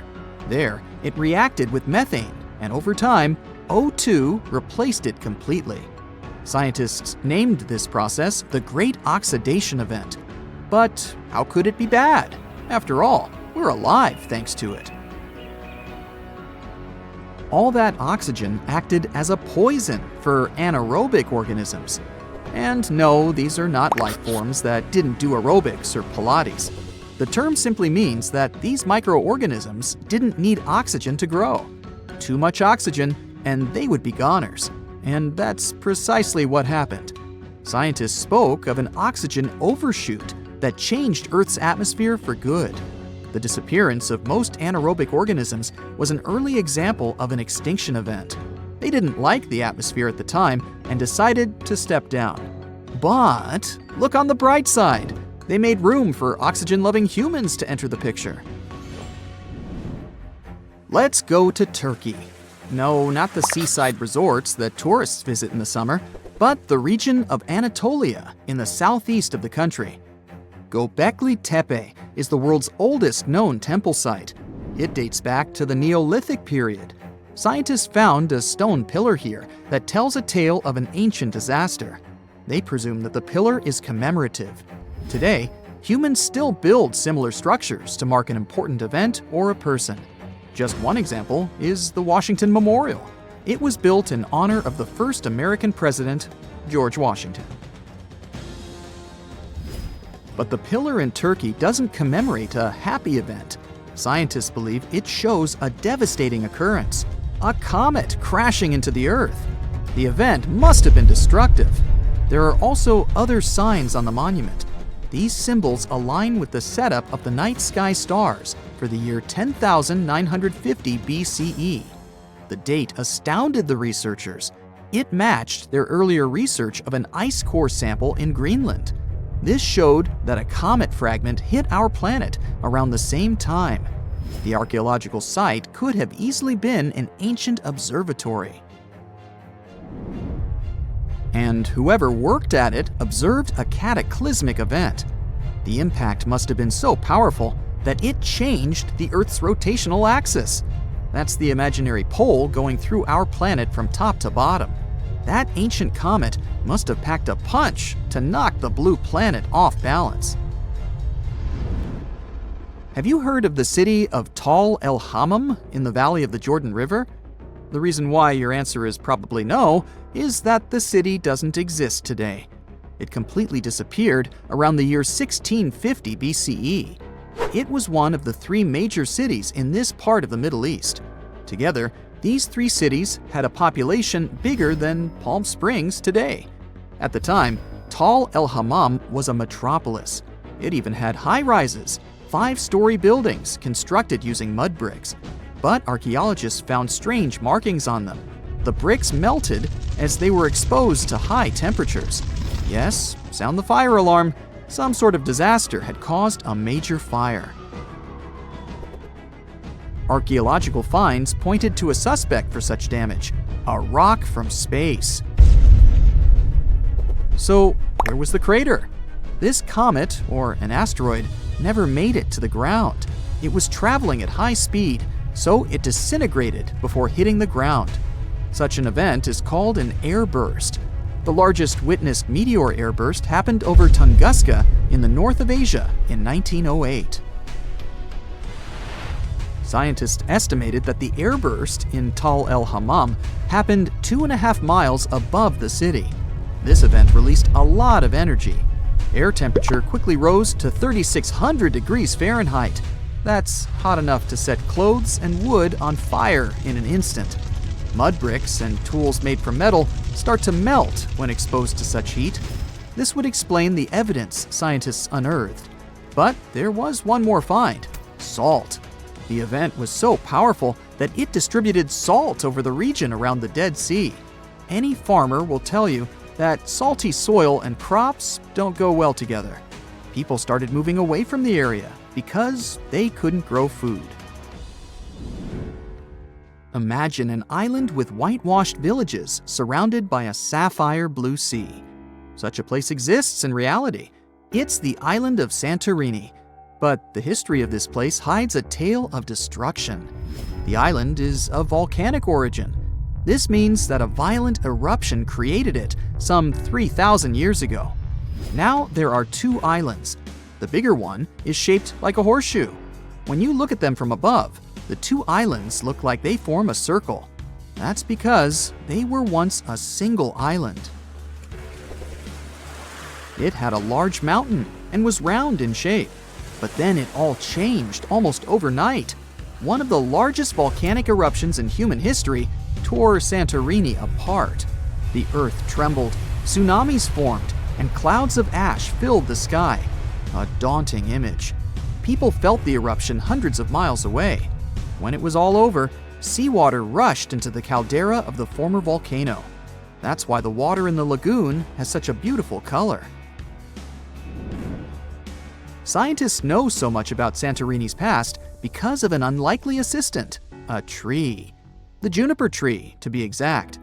People use its aromatic wood for everything from furniture to making pencils. On the Greek island, its rings revealed the tale of the ancient eruption. As a tree grows, it doesn't only go up, it expands sideways as well. Each new layer of bark adds a ring to the trunk. It takes a year for one ring to form. And on Santorini, one ring was unnaturally pale. The scientists did the math and voila, they dated the eruption to 1560 BCE.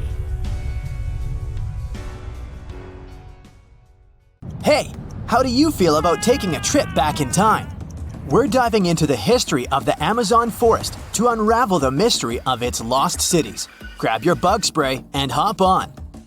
The Amazon forest is the world's largest rainforest. The environment there can be extremely challenging for human life. Yet, the legend goes that the Amazon has been home to sprawling settlements, rich in unmeasurable wealth. Could that really be true? Or is that none other than a figment of our collective imagination? The legend of El Dorado might be the myth that started this whole thing. As European explorers began their excavations in American lands back in the 1500s, word got out of an Amazonian civilization that used to paint their leader in gold as an offering to higher powers. The legend of El Hombre Dorado, aka the Golden Man, began to quickly spread around Europe.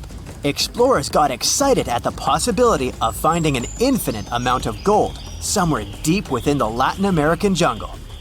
And as you can imagine, expeditions to the continent began to multiply with each passing year. It didn't take long before explorers found this civilization. They were known as the Muisca people and were located in Colombia, near Lake Gudavia. The Muisca people had a tradition of painting their leader, aka the Zipa, from head to toe in gold. In a ceremonial gesture, the Zipa would swim into the river, spreading gold dust all over the lake. For the Muisca, this was their way of acknowledging and thanking the higher powers of the universe they believed in.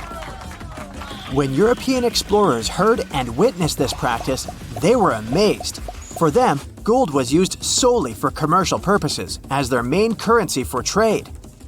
This made them think that the Muisca people must have stacks and stacks of gold hidden somewhere in the jungle for them to use it so abundantly. Well, that's how the legend of El Dorado was born. What was once the practice of El Hombre Dorado traveled on word of mouth until it became El Dorado, a fictional city that was most likely to hide piles of gold. The hunt for this city led Europeans to spend large amounts of money to scour the Amazon forest. Unfortunately, all of their expeditions came back empty-handed. That is, if they ever came back at all. Now, jump to the beginning of the 1900s. In England, the Royal Geographic Society, a prestigious British institution, was looking for somebody willing to travel down to Latin America to trace the border between Brazil and Bolivia. More specifically, the part of the border that is nestled deep within the Amazon rainforest. One Sir Percy Fawcett was a Latin American aficionado, and he gladly volunteered to do the job. Oh, it's important to note that the Amazon forest is virtually the size of the continental USA. It sprawls across 8 countries, including Brazil, Peru, and Bolivia. And trust me, getting around is no easy feat. The jungle is covered in dense vegetation, and in addition to that, it's home to insane predators such as anaconda snakes, panthers, crocodiles, piranhas, and so on. But despite all that, Fawcett was very successful in his mapping adventure and seemed to be wanting to come back more. Back in England, Fawcett would scour diaries from other explorers hoping to learn more about the ancient Amazonian civilizations. He would read about the Incas and the Mayans and the great empires they built. He believed that if the Incas were capable of building empires that stretched over 2 million square miles, this could mean that other Amazonian civilizations could have thrived there too. During his research, Fawcett came across a report from a 16th century explorer. The report told of a city deep within the Amazon forest that held unimaginable quantities of minerals. A town that stretched for 15 miles without any space from a house to house. This report fueled Fawcett's imagination to a new extreme. From then on, he became obsessed with finding what he called the lost city of Z. Over years, Fawcett searched the Amazon forest, usually looking for stone ruins that could possibly indicate human settlements. On his later expeditions, he focused on exploring the state of Mato Grosso in central Brazil. He would travel from Europe and into the lower region of the Xingu River. The trip to the Xingu would take him around 14 days on foot. Then, he would set sail in small wooden boats accompanied by local indigenous leaders that knew the region better than anyone. How he communicated with the indigenous population is still a mystery, since they only spoke in local dialects. Some scientists believe that this could have been the real reason why he never found the city. They believed he wasn't able to communicate what exactly he was looking for. And this was not his greatest difficulty.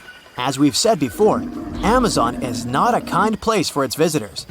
In his diaries, Fawcett tells of encounters with a 60-foot-long anaconda, which he bravely survived. He writes of endless sleepless nights and waking up with his hands and feet swollen from mosquito bites. Some of his peers said he was invincible and tireless, but the day came during his 8th expedition when he didn't make it back home. Fawcett disappeared without leaving any trace behind. Some even suspect that he was close to reaching his lifelong goal.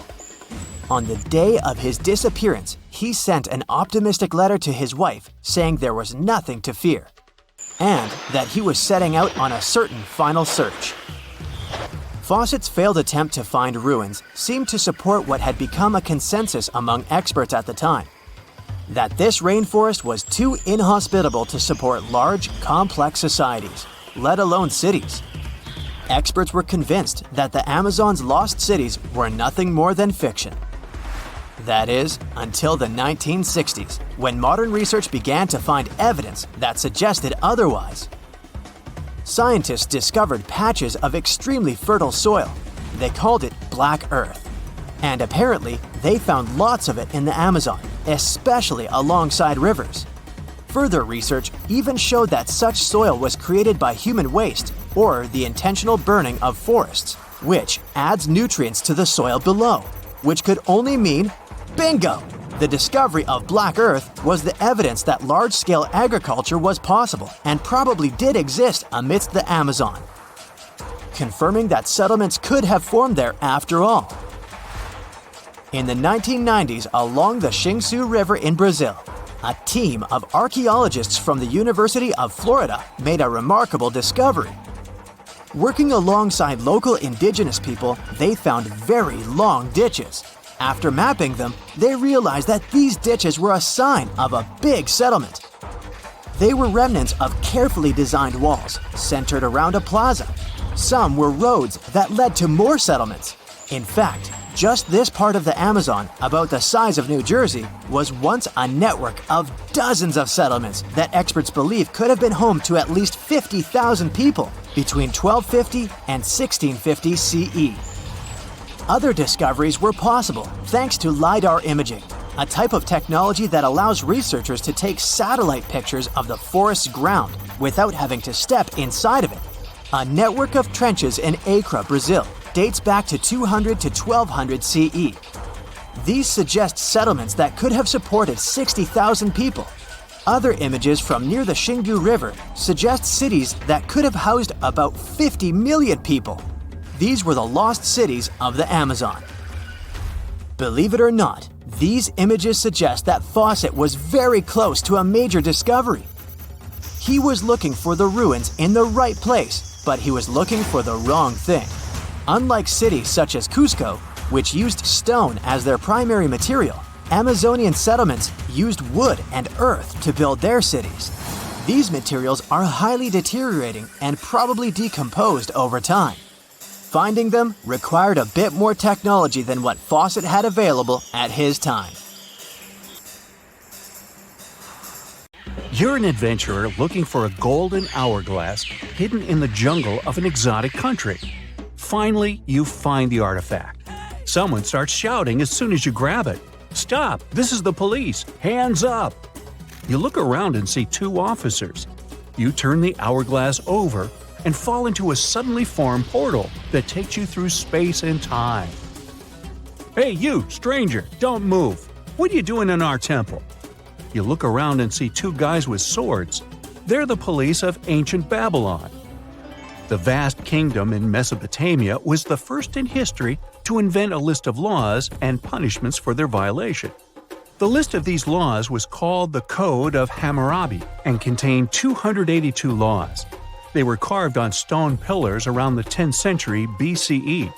The laws had rules about the family and behavior in society, and generally were similar to the laws of modern civilizations.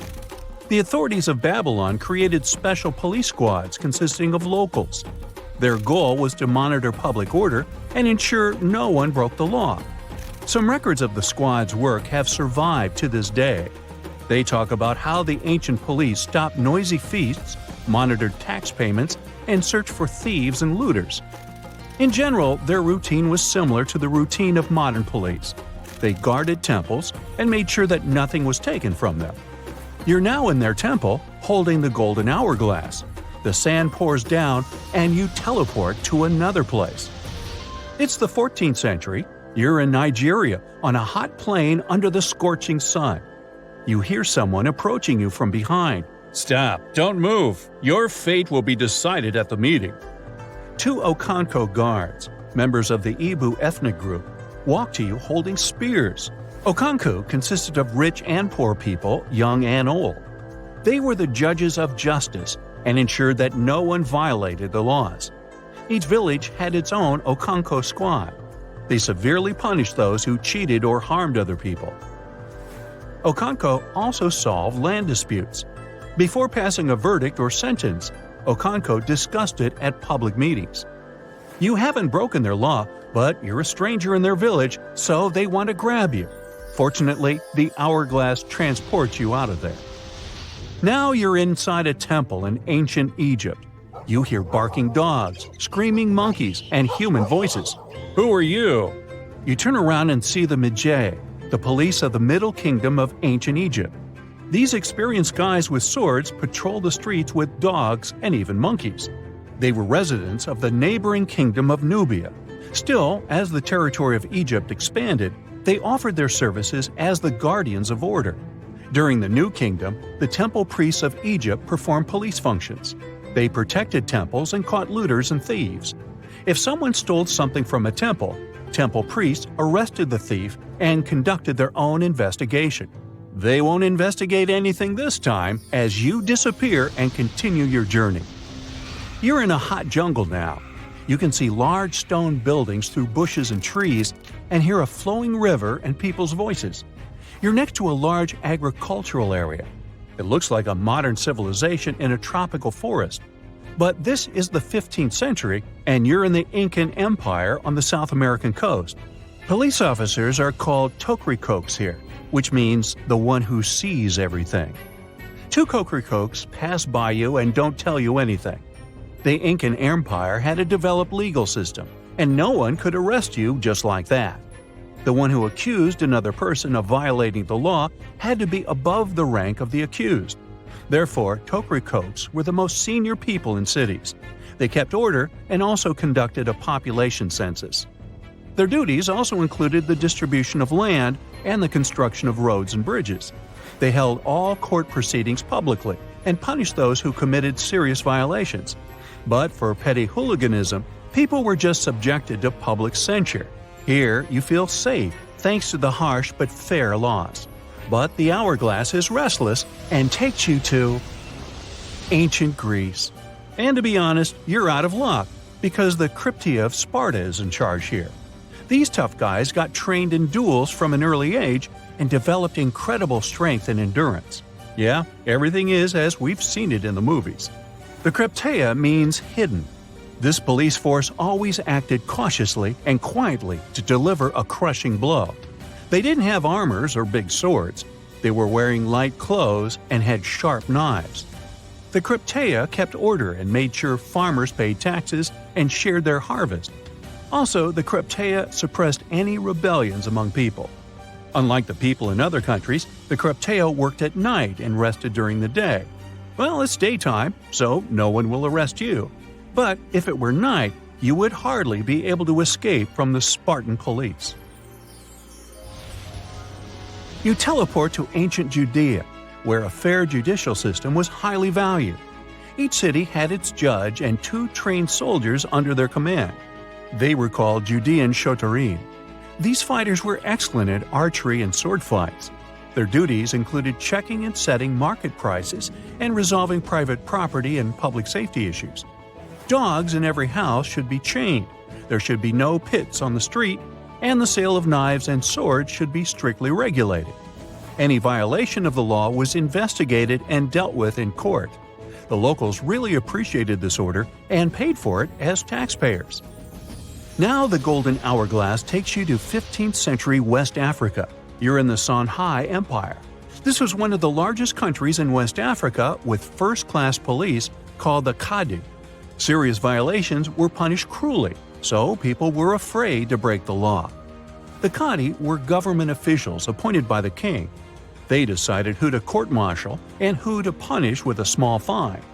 They monitored not only the order in cities, but also the environment of the king. If someone wanted to commit treason or overthrow the ruler, the Kadi found out about it and neutralized the threat. Now you find yourself in a very hot place, but not because the sun is scorching, but because there are flames everywhere. The building you're in is on fire, and you don't know what to do. At that moment, two guys run inside and pull you out. They just saved your life. Meet the Vigiles, the police of the Roman Empire. More precisely, they were firefighters. In 21 BCE, the Roman emperor ordered his subjects to extinguish fires in the homes of the nobility and ordinary poor people. For this, the emperor received praise and decided to create the first public fire service in Rome. The Vigiles patrolled the streets and extinguished fires caused by hot weather or hooligans. Soon, the Vigiles began to keep order and catch robbers. They wore light armor and had whips and staffs. You don't have time to thank them for saving your life because the hourglass takes you to another era. The Mauryan Empire, which lasted from 321 to 185 BCE, was the first empire of ancient India. You don't have time to do anything as two big guys grab you and blindfold you with a rag. They're taking you to interrogation. Every city in this state had a police chief and his team called Gops. They did all the police work and spied for the emperor. They looked for other spies, registered new visitors, and followed them. They patrolled the streets, kept order, and knew everything happening in the cities. They're going to put you in a cage, but you disappear right from their hands. You finally return to the 21st century. There's no more sand in the top part of the hourglass. So you ponder committing a small robbery to see how modern-day police will respond. But then the hourglass reappears and drops you into prison so you can get a close-up view. Then you wake up. Now, we wouldn't call this island mystical unless there were tales of giants living here. The island of Gozo in Malta is the backdrop of an ancient legend. Malta is an island country located in the Mediterranean Sea, just south of Europe. It's a very strategically located archipelago. Throughout history, it was ruled by many different societies, such as the Phoenicians, Greeks, Romans, and Carthaginians. One cold night, thousands of years ago, a farmer noticed the sky turn orange, then red, when he heard a loud thump. Although the ground seemed to be moving, this wasn't an earthquake. When he looked toward the woods, he saw a giant silhouette, taller than the trees. As he fearfully approached, he realized it was a woman, a giant woman. She introduced herself as Sansuna. Unlike the terrible giants of many tales, Sansuna didn't want to exterminate the human race. She was loving and caring. She told the farmer that she and her people could help protect their land from invaders. The locals were pretty interested in this offer. Since Malta is located in an important commercial route, it was constantly being invaded. The story says that Sansuna settled in Malta, and sooner rather than later, she was moving things around. And when I say things, I mean monoliths. Sansuna carried huge stones on her shoulder to build a magnificent temple called Gigantia, which means place of giants. She even did this while holding her half-giant, half-human kid on the other shoulder. Some say Sansuna lived exclusively on beans and honey, although others replaced honey with water. The funniest bit here is that Malta is the 10th smallest country in the world, but it somehow managed to host giants. Hey, go figure. The temple looked like a giant game of Tetris, with some stones weighing as much as 20 elephants. Some of these monolithic rocks are so heavy, scholars guess it would take 50 men working together to lift just one stone. Now, as much as this is entertaining, Humans never proved giants were real, so this story couldn't be true. There's a brief mention of a species of giants called the Nephilim in some ancient texts. The Nephilims would have been terrible giants that wreaked havoc on the earth and only survived until the Great Flood. But nobody ever found real proof of this species really existing on Earth, until this came along. The world of Maltese archaeology unearthed quite a few shocking things in the past years. One of them are known as the hypogeum skulls.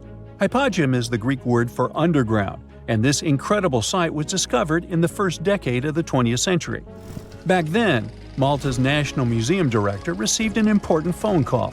Someone had accidentally dug some impressive bones and asked him to come check it out. The hypogeum looked like an underground city, filled with mazes and rooms that stretched along multiple floors.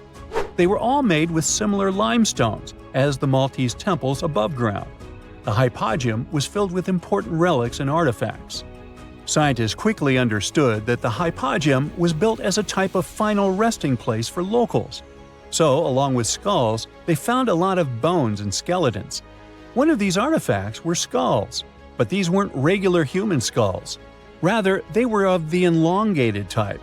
To make matters worse, these skulls were hidden from the public for years. People started to talk and created a bunch of theories behind it. The truth is that this discovery was a turning point for Maltese archaeology, although scientists didn't know what to do with it. Some wondered if these skulls were natural or manipulated, since they knew some cultures in the world used head binds to alter their skulls. Other scientists threw in the hypothesis of little gray people or even the legendary giants. Some say that the elongated skulls could have been sculptures that worshipped otherworldly deities. There was no way to confirm any of these theories, so the question remained: who were the builders of Malta's megalithic temples? Now let's take a look at what scientists know. The Maltese megalithic temples have been standing strong since 3500 BCE, which is even older than the pyramids of Egypt. The main dilemma here is that these temples were built even before we invented writing, yet they required advanced technological skills to exist. The Gigantea Temple seems too absurd to have been built by humans. The South Temple has a corridor with 4 oval rooms on the sides, looking like a big shamrock leaf. In one of these rooms, scientists found altars decorated with spiral patterns. It looked like an altar of some sort, indicating early Maltese people used them for ritualistic purposes.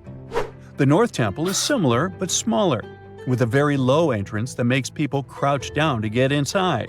You get it? You need to bow down to their deities in order to get into this sacred place. I mean, one can't help but wonder about the secret reasons these ancient builders had to build such a huge temple. I'm thinking they probably cast one of Daenerys' dragons to move the monoliths around. Yeah, I'm joking here. But hey, remember the entrance to King's Landing? Yup, the series used the Medina Gates in Malta as the exterior of King's Landing during Episode 3 of Season 1. Anyways, back to the giants. The ritualistic theory of the whole thing won a few points when archaeologists uncovered these mysterious figures. They're popularly known as fat ladies. These tiny statues have round bodies and faces that show how much they enjoyed life. They kinda look like a miniature Sunsana, the giantess we talked about. Scientists believe these were statues that celebrated well-being and prosperity. It does prove that the people of the time had advanced craftsmanship skills, and they were pretty intentional with their constructions and art manifestations. One of these statues is known as the Sleeping Lady. This Neolithic piece of art depicts the figure of a large woman lying on her side sleeping. After studying it deeper, scientists guessed this statue was meant to represent the Great Reaper. It was found in the hypogeum, which we now know is a huge resting place. This specific statue is different from all the other fat ladies, starting with the hair and the embroidered skirt. Then there's this statue. This is supposed to represent an 8-foot-tall woman and the rim of her skirt. She was discovered in the most unusual of ways. A farmer was trying to plow his field, but he kept hitting large blocks of stone. All the way back in 1915, the farmer called Malta's National Museum director and asked him to come check it out. Some think this is all the proof you need to confirm that Sunsana was real. Others aren't all that sure. But that's not all. The place where this giant statue was buried revealed one of Malta's most impressive archaeological sites, the Tarsian temples. The temples were made from limestone blocks. Some are 20 feet tall and weigh around 20 tons. Zamet, the museum director, kept digging and discovered multiple sites made of megalithic stones. All of them supposedly built by Stone Age farmers, all stranded on a remote island in the Mediterranean Sea thousands of years ago. It just doesn't make sense. I mean, look at these temples in Manidra. This is probably the world's earliest calendar. On the equinoxes, the sun passes directly through the main doorway, straight down the central axis. On the solstices, there are two superb variations. During the summer solstice, the rays fall on the edge of the megalith to the left of the doorway, and during the winter, the rays fall to the right side of the doorway. It's astronomical precision at its finest. And what about the structures in the Hall Tarsian that we've already talked about? This complex is the oldest one in all of Malta. It was built with the purpose of doing animal offerings to deities. Scientists confirm this by unearthing numerous animal bones buried in the soil. They also found a great collection of spirals, indicating that the locals also used this temple for ritualistic purposes. Overall, there are 7 megalithic temples in Malta, each more impressive than the other. Scholars keep on digging to see if they can uncover the truth, much like researchers do with the pyramids of Egypt, the lost Mayan cities in the Americas, and other sites. Have you heard of Göbekli Tepe? It's an ancient site in Turkey that literally made historians rewrite history books. Over 11,000 years ago, a group of prehistoric humans crafted an enigmatic masterpiece that's even older than Stonehenge.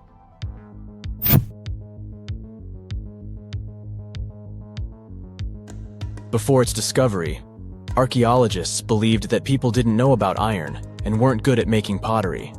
They were sure that settled life only emerged with the need for agriculture. But Göbekli Tepe changed this belief.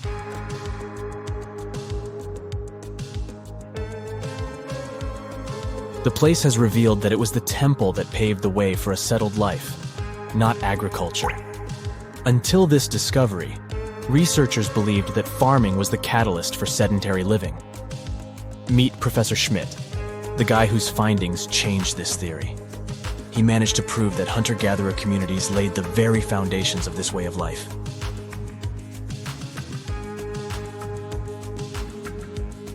Back in the 1960s, other archaeologists visited the area, but they totally missed the mark. While surveying the region, they stumbled upon a hill with scattered limestone slabs and concluded it was just an old burial ground from medieval times. Little did they know that there was so much more to uncover.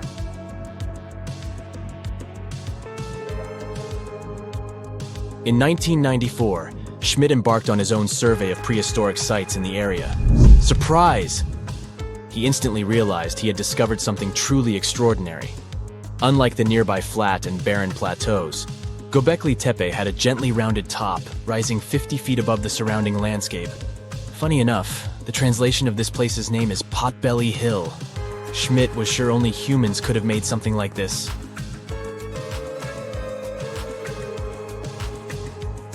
Those broken limestone pieces that were mistaken for gravestones turned out to be way more exciting. It was like stumbling upon a hidden treasure. The pieces took on a whole new meaning, and Schmidt with his team was about to dive into the secrets waiting beneath the surface. To their surprise, they found no traces of a settlement, no hearths for cooking, no houses, and none of those adorable clay figurines commonly found in nearby sites of similar age. However, they uncovered that those ancient people used tools like stone hammers. So, Schmidt and his team put their heads together and took a wild guess at the age of Göbekli Tepe's stone structures. Their estimation got backed up by some limited carbon dating done right at the site. The ancient vibes of this place were finally starting to make sense. It was like a puzzle slowly coming together.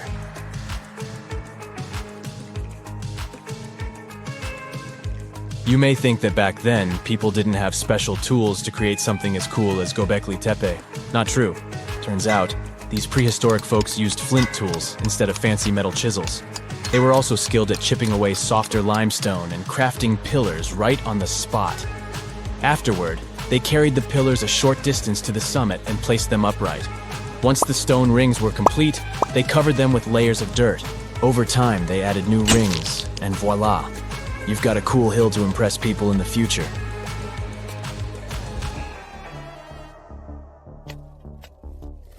During their first year of excavation, the team went through 15,000 pieces of animal bones from wild creatures.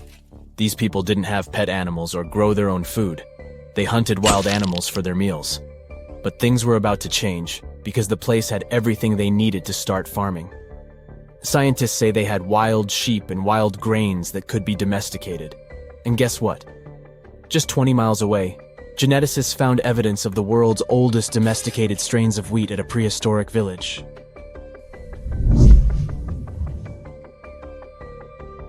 These amazing findings have completely changed how we view civilization. In the past, experts believed that people needed to learn how to farm and settle in one place before they could build temples and develop complex societies. But guess what? Schmidt's research flips that idea on its head. He claims that the incredible effort put into constructing these astonishing structures actually set the stage for the development of advanced societies. It means that societal and cultural changes happened before agriculture. Schmidt has this fascinating hypothesis about Göbekli Tepe. He thinks it could have been a special burial site where people left their loved ones. And here's the twist. The burial site was adorned with fancy statues and symbols representing deities from the spiritual realm. The idea that Göbekli Tepe could have served as a sacred place adds another layer of complexity to the whole story. While the site's true purpose may remain elusive, Schmidt's insights invite us to consider the profound interplay between life and the afterlife, and the deep reverence ancient hunter-gatherer societies may have had for their departed ancestors. Now let's talk about the stars of the show, the mesmerizing T-shaped columns that dominate Göbekli Tepe. These mysterious structures range from 10 to 20 feet tall and most likely represent stylized human figures. But one figure stands out from the rest, the three-dimensional lion relief. This depiction really fires up our imagination. Why? Because it hints at the possibility that lions roamed Anatolia during the Neolithic period.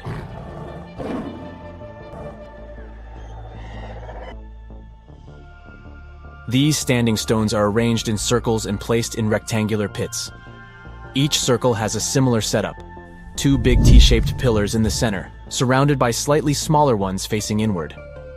Talk about a stylish arrangement. These towering pillars reach a whopping 16 feet and weigh between 7 and 10 tons. Some pillars are plain and simple, while others are like works of art with intricate carvings. Foxes, scorpions, and vultures come to life, crawling and twisting on the pillars' sides. But it's not just animals depicted on these stones. Some pillars have abstract shapes representing humans, and even small carvings of clothing items. Some of them even have belts. Now, there's one pillar that stands out from the rest like a rock star. This super old stone pillar suggests that a comet crashed into Earth. It happened during a chilly period that lasted about 1,000 years. Previous studies examining Greenland ice cores hinted at this comet theory, but now the carvings at Göbekli Tepe prove it right.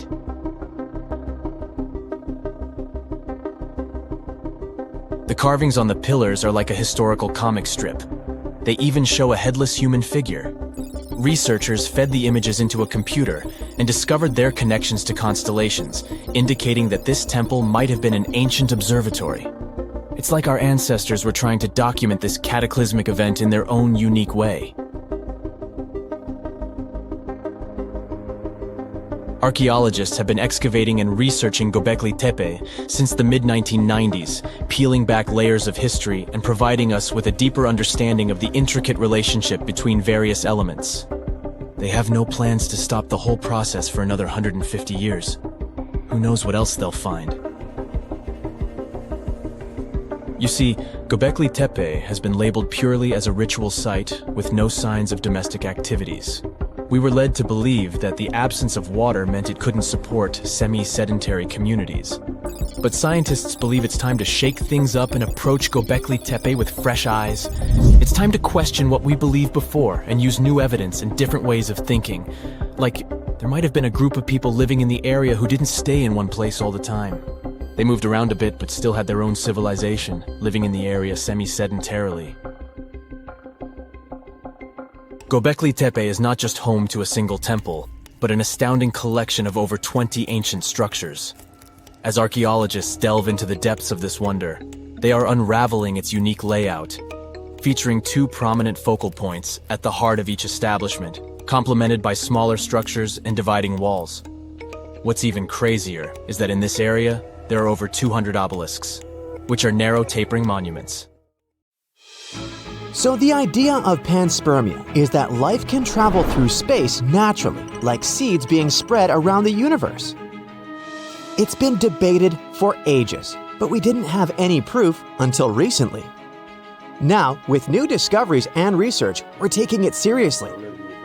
People used to think it was impossible for living things to survive being launched off one planet, traveling through space, and land on another planet. But turns out microorganisms can handle it. Scientists got interested in this again in the 70s when they found rocks from Mars here on Earth that proved it's possible for rocks to travel between planets in our solar system. They figured out some ways that materials can be sent into space and survive the trip. So yeah, panspermia might be a real thing after all. Basically, scientists were wondering if living things could have hitched a ride between planets in our solar system. But for that to happen, microorganisms would need to survive being launched off of one planet, flying through space, and then landing on another planet.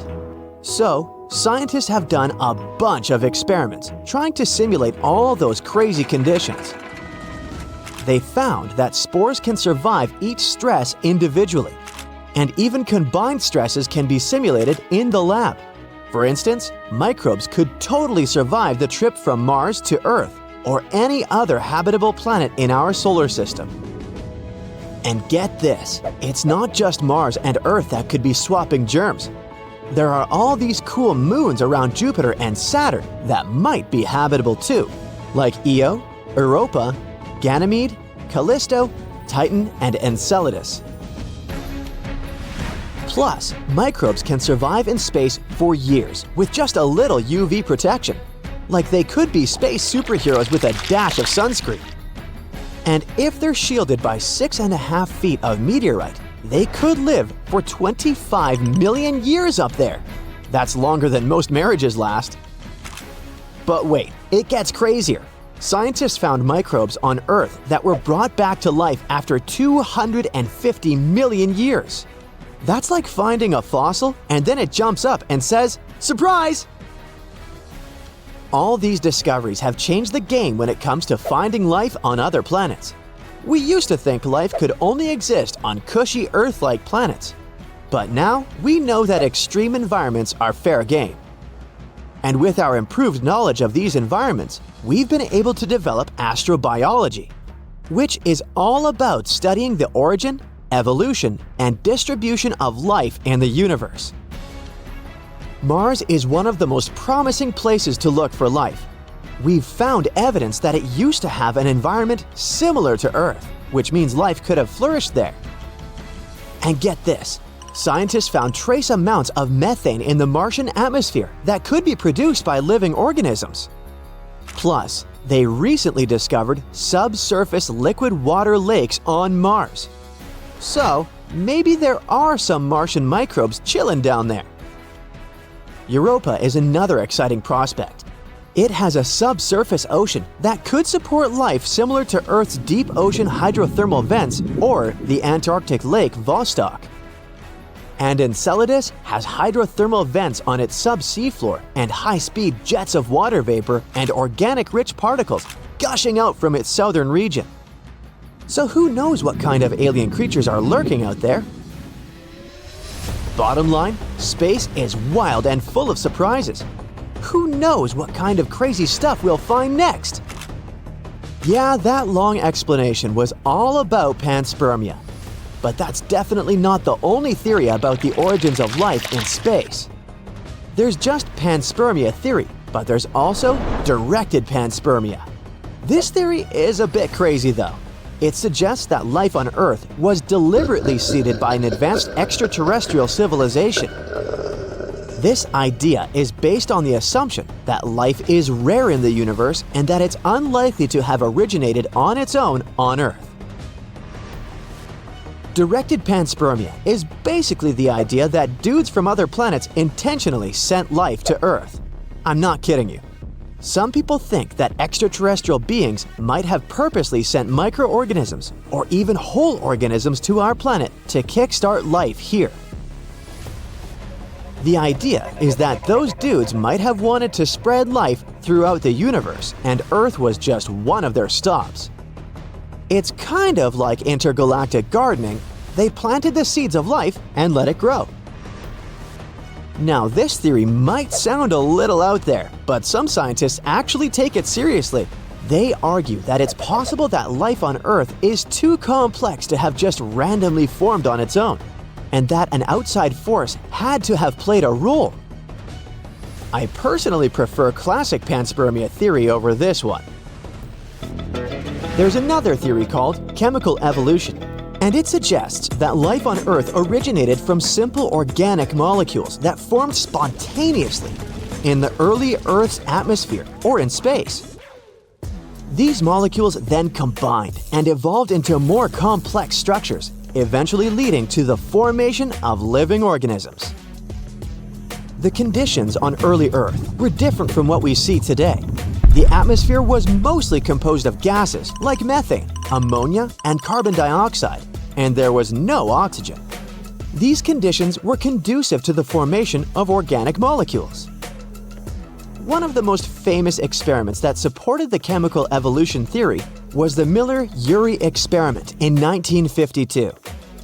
In this experiment, Stanley Miller and Harold Urey simulated the early Earth's atmosphere in a laboratory and produced amino acids, which are the building blocks of proteins. This experiment demonstrated that organic molecules could be formed from simple inorganic compounds under conditions similar to those found on early Earth. Over time, these simple organic molecules combined and evolved into more complex structures, eventually leading to the formation of living organisms. This process is believed to have taken millions of years and involved many intermediate steps. While chemical evolution is still a theory, and there are still many questions to be answered about the origins of life, it provides a plausible explanation for how life could have arisen from non-living matter. Hey, ready for the next theory? Meet hydrothermal vent theory. This one suggests that life on Earth originated near hydrothermal vents on the ocean floor. These vents provide a unique environment where chemicals and minerals mix with hot water, creating conditions that could have supported the formation of organic molecules and the evolution of life. This theory is another idea about how life could have started on Earth. Basically, it suggests that deep under the ocean, there are these hot vents where water, heated by the Earth's core, comes out. These vents are full of minerals and chemicals that could have provided the perfect conditions for life to begin. Scientists think that the first living organisms could have started around these vents, using chemicals and minerals to create energy. Over time, these organisms evolved and spread out into other parts of the ocean. The hydrothermal vent theory is still being studied and debated, but it's an exciting idea that could help us understand how life began on our planet. The last, but not the least, RNA world hypothesis. This theory suggests that RNA, aka ribonucleic acid, was the first self-replicating molecule that led to the evolution of life on Earth. RNA is capable of both storing genetic information and catalyzing chemical reactions, making it a possible precursor to DNA and proteins. Basically, the name of this hypothesis is a fancy way of saying that life on Earth might have started with a molecule called RNA. RNA is like a cousin to DNA, which is what makes up our genes. Scientists think that RNA might have been the first molecule that could make copies of itself, which is a key part of how life works. The idea is that in the early days of Earth, There were all these chemicals and stuff floating around, and somehow these chemicals combined to make RNA. Then, because RNA could make copies of itself, it started to spread and evolve into more complex forms of life. It's still just a theory, but it's a pretty cool one. And who knows, maybe we'll find out one day that it's how we all got here. Chances are, we're going to find life beyond Earth by 2035, and there's no need to travel to a galaxy far, far away. Our Milky Way galaxy is full of totally suitable environments. Don't get too hyped up though. We're talking about microbes or chemical markers, not Hollywood-like green humanoids. Even so, when we finally find traces of life, it will change how we see our place in the universe. NASA's Kepler Space Telescope discovered something incredible. Almost every star has planets, and many of these planets might be habitable. Rocky planets like Earth and Mars are even more common in our galaxy than gas giants like Saturn and Jupiter. Also, we already know that our galaxy is very rich in water. There's water in interstellar clouds where stars and planets form, in the debris disks around other stars, in comets, just everywhere. What's really hard though is finding life itself. Ideally, to finally find it, we need to land on every single planet out there and literally check under each rock. But thanks to the newest research, we can at least narrow down the search to potentially habitable worlds. The James Webb Space Telescope, a super powerful telescope that was launched into space in 2021, is onto this. It checks the atmospheres of nearby super-Earths, rocky planets that are a bit bigger than Earth. It searches for life-related gases, chemicals that can only be produced by living things. And they already found some clues. For example, they detected signs of such a chemical on a planet called K2-18b. This planet is 120 light-years away, which is pretty close on a space scale. This planet is in the Goldilocks zone, which means a zone around the star where the temperatures are just right for liquid water to exist. It orbits a red dwarf star, the smallest type of star there is. Such stars are a bit fainter than our Sun. It will take about a year to check if these hints of life are real. If so, it would mean that life is much more common than we previously thought. But even if it's not, there are 10 more Goldilocks planets on their list to study. The James Webb Space Telescope is a very cool tool, but it has limits. It can't detect small Earth-like planets due to their size. To fix this, NASA plans to launch another tool, the Wide Field Infrared Survey Telescope. This one will be even better at spotting such planets and life-related chemicals. And also, we have the SETI project. SETI stands for Search for Extraterrestrial Intelligence. This project has been on a hunt for extraterrestrial creatures since the 1980s. They also believe that we'll find signs of life within the next 10 years. Not so long ago, they started a super big and cool project. It's called COSMIC, and it uses an array of radio telescopes in New Mexico. You might have seen those in the movie Contact. COSMIC allows scientists to listen to hundreds of thousands and potentially millions of star systems at the same time. If there are any interesting signals, scientists can check them right away, instead of waiting for weeks or even months. The signals themselves are often very sudden and short, but COSMIC can detect even the shortest ones that last nanoseconds. COSMIC can also help with other research, like studying mysterious and unexplained fast radio bursts, or even dark matter. This is the biggest and most powerful tool for searching for extraterrestrial life we've ever created. But it's not enough to just listen. Why don't we reach out ourselves? NASA has sent some signals into deep space. In 2002, their Deep Space Network sent a signal to the Pioneer 10 satellite.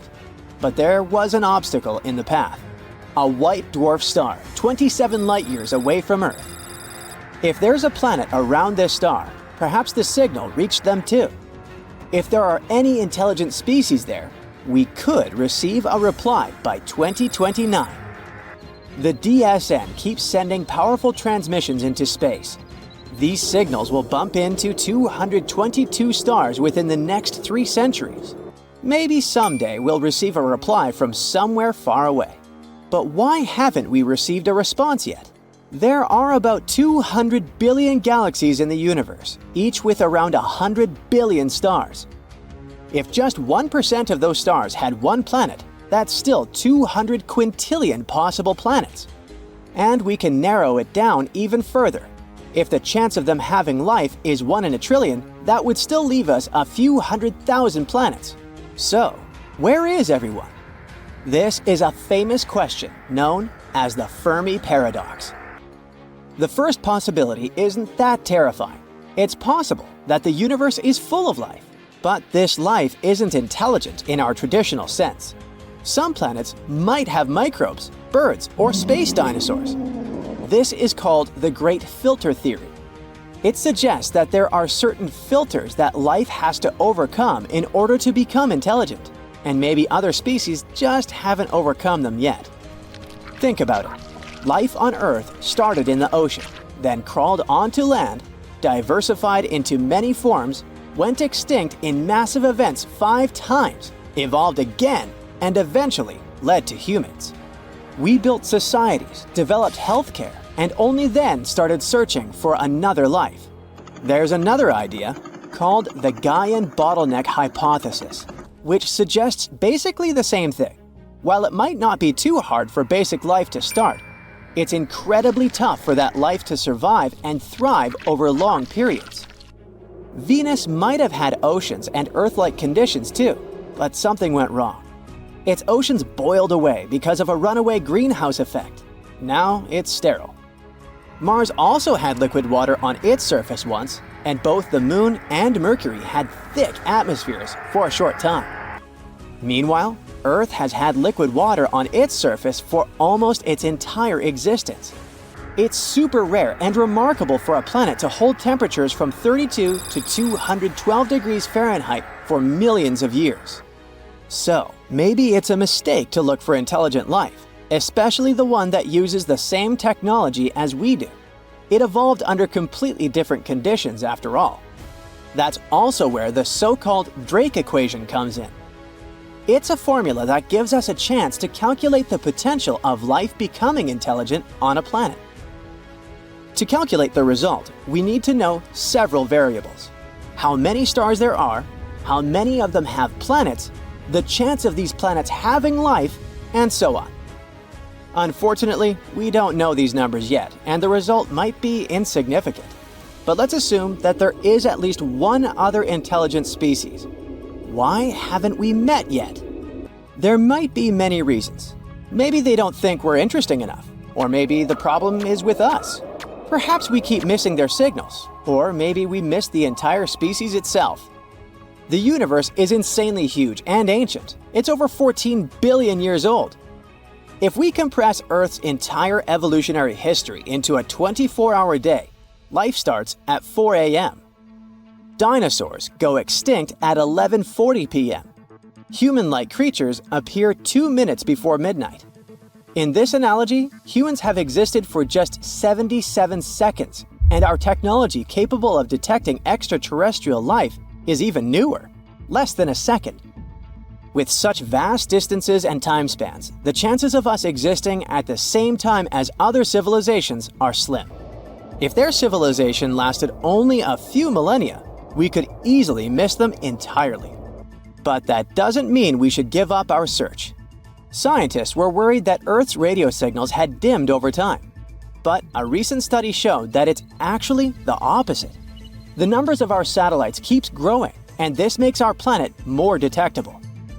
By the end of the decade, we could have 100,000 satellites, making Earth incredibly bright in the radio spectrum. If there is an advanced civilization out there, they will easily spot us even from very far distances. Astronomers are super optimistic about it. There's a high chance they'll find extraterrestrial creatures while you and I are still around.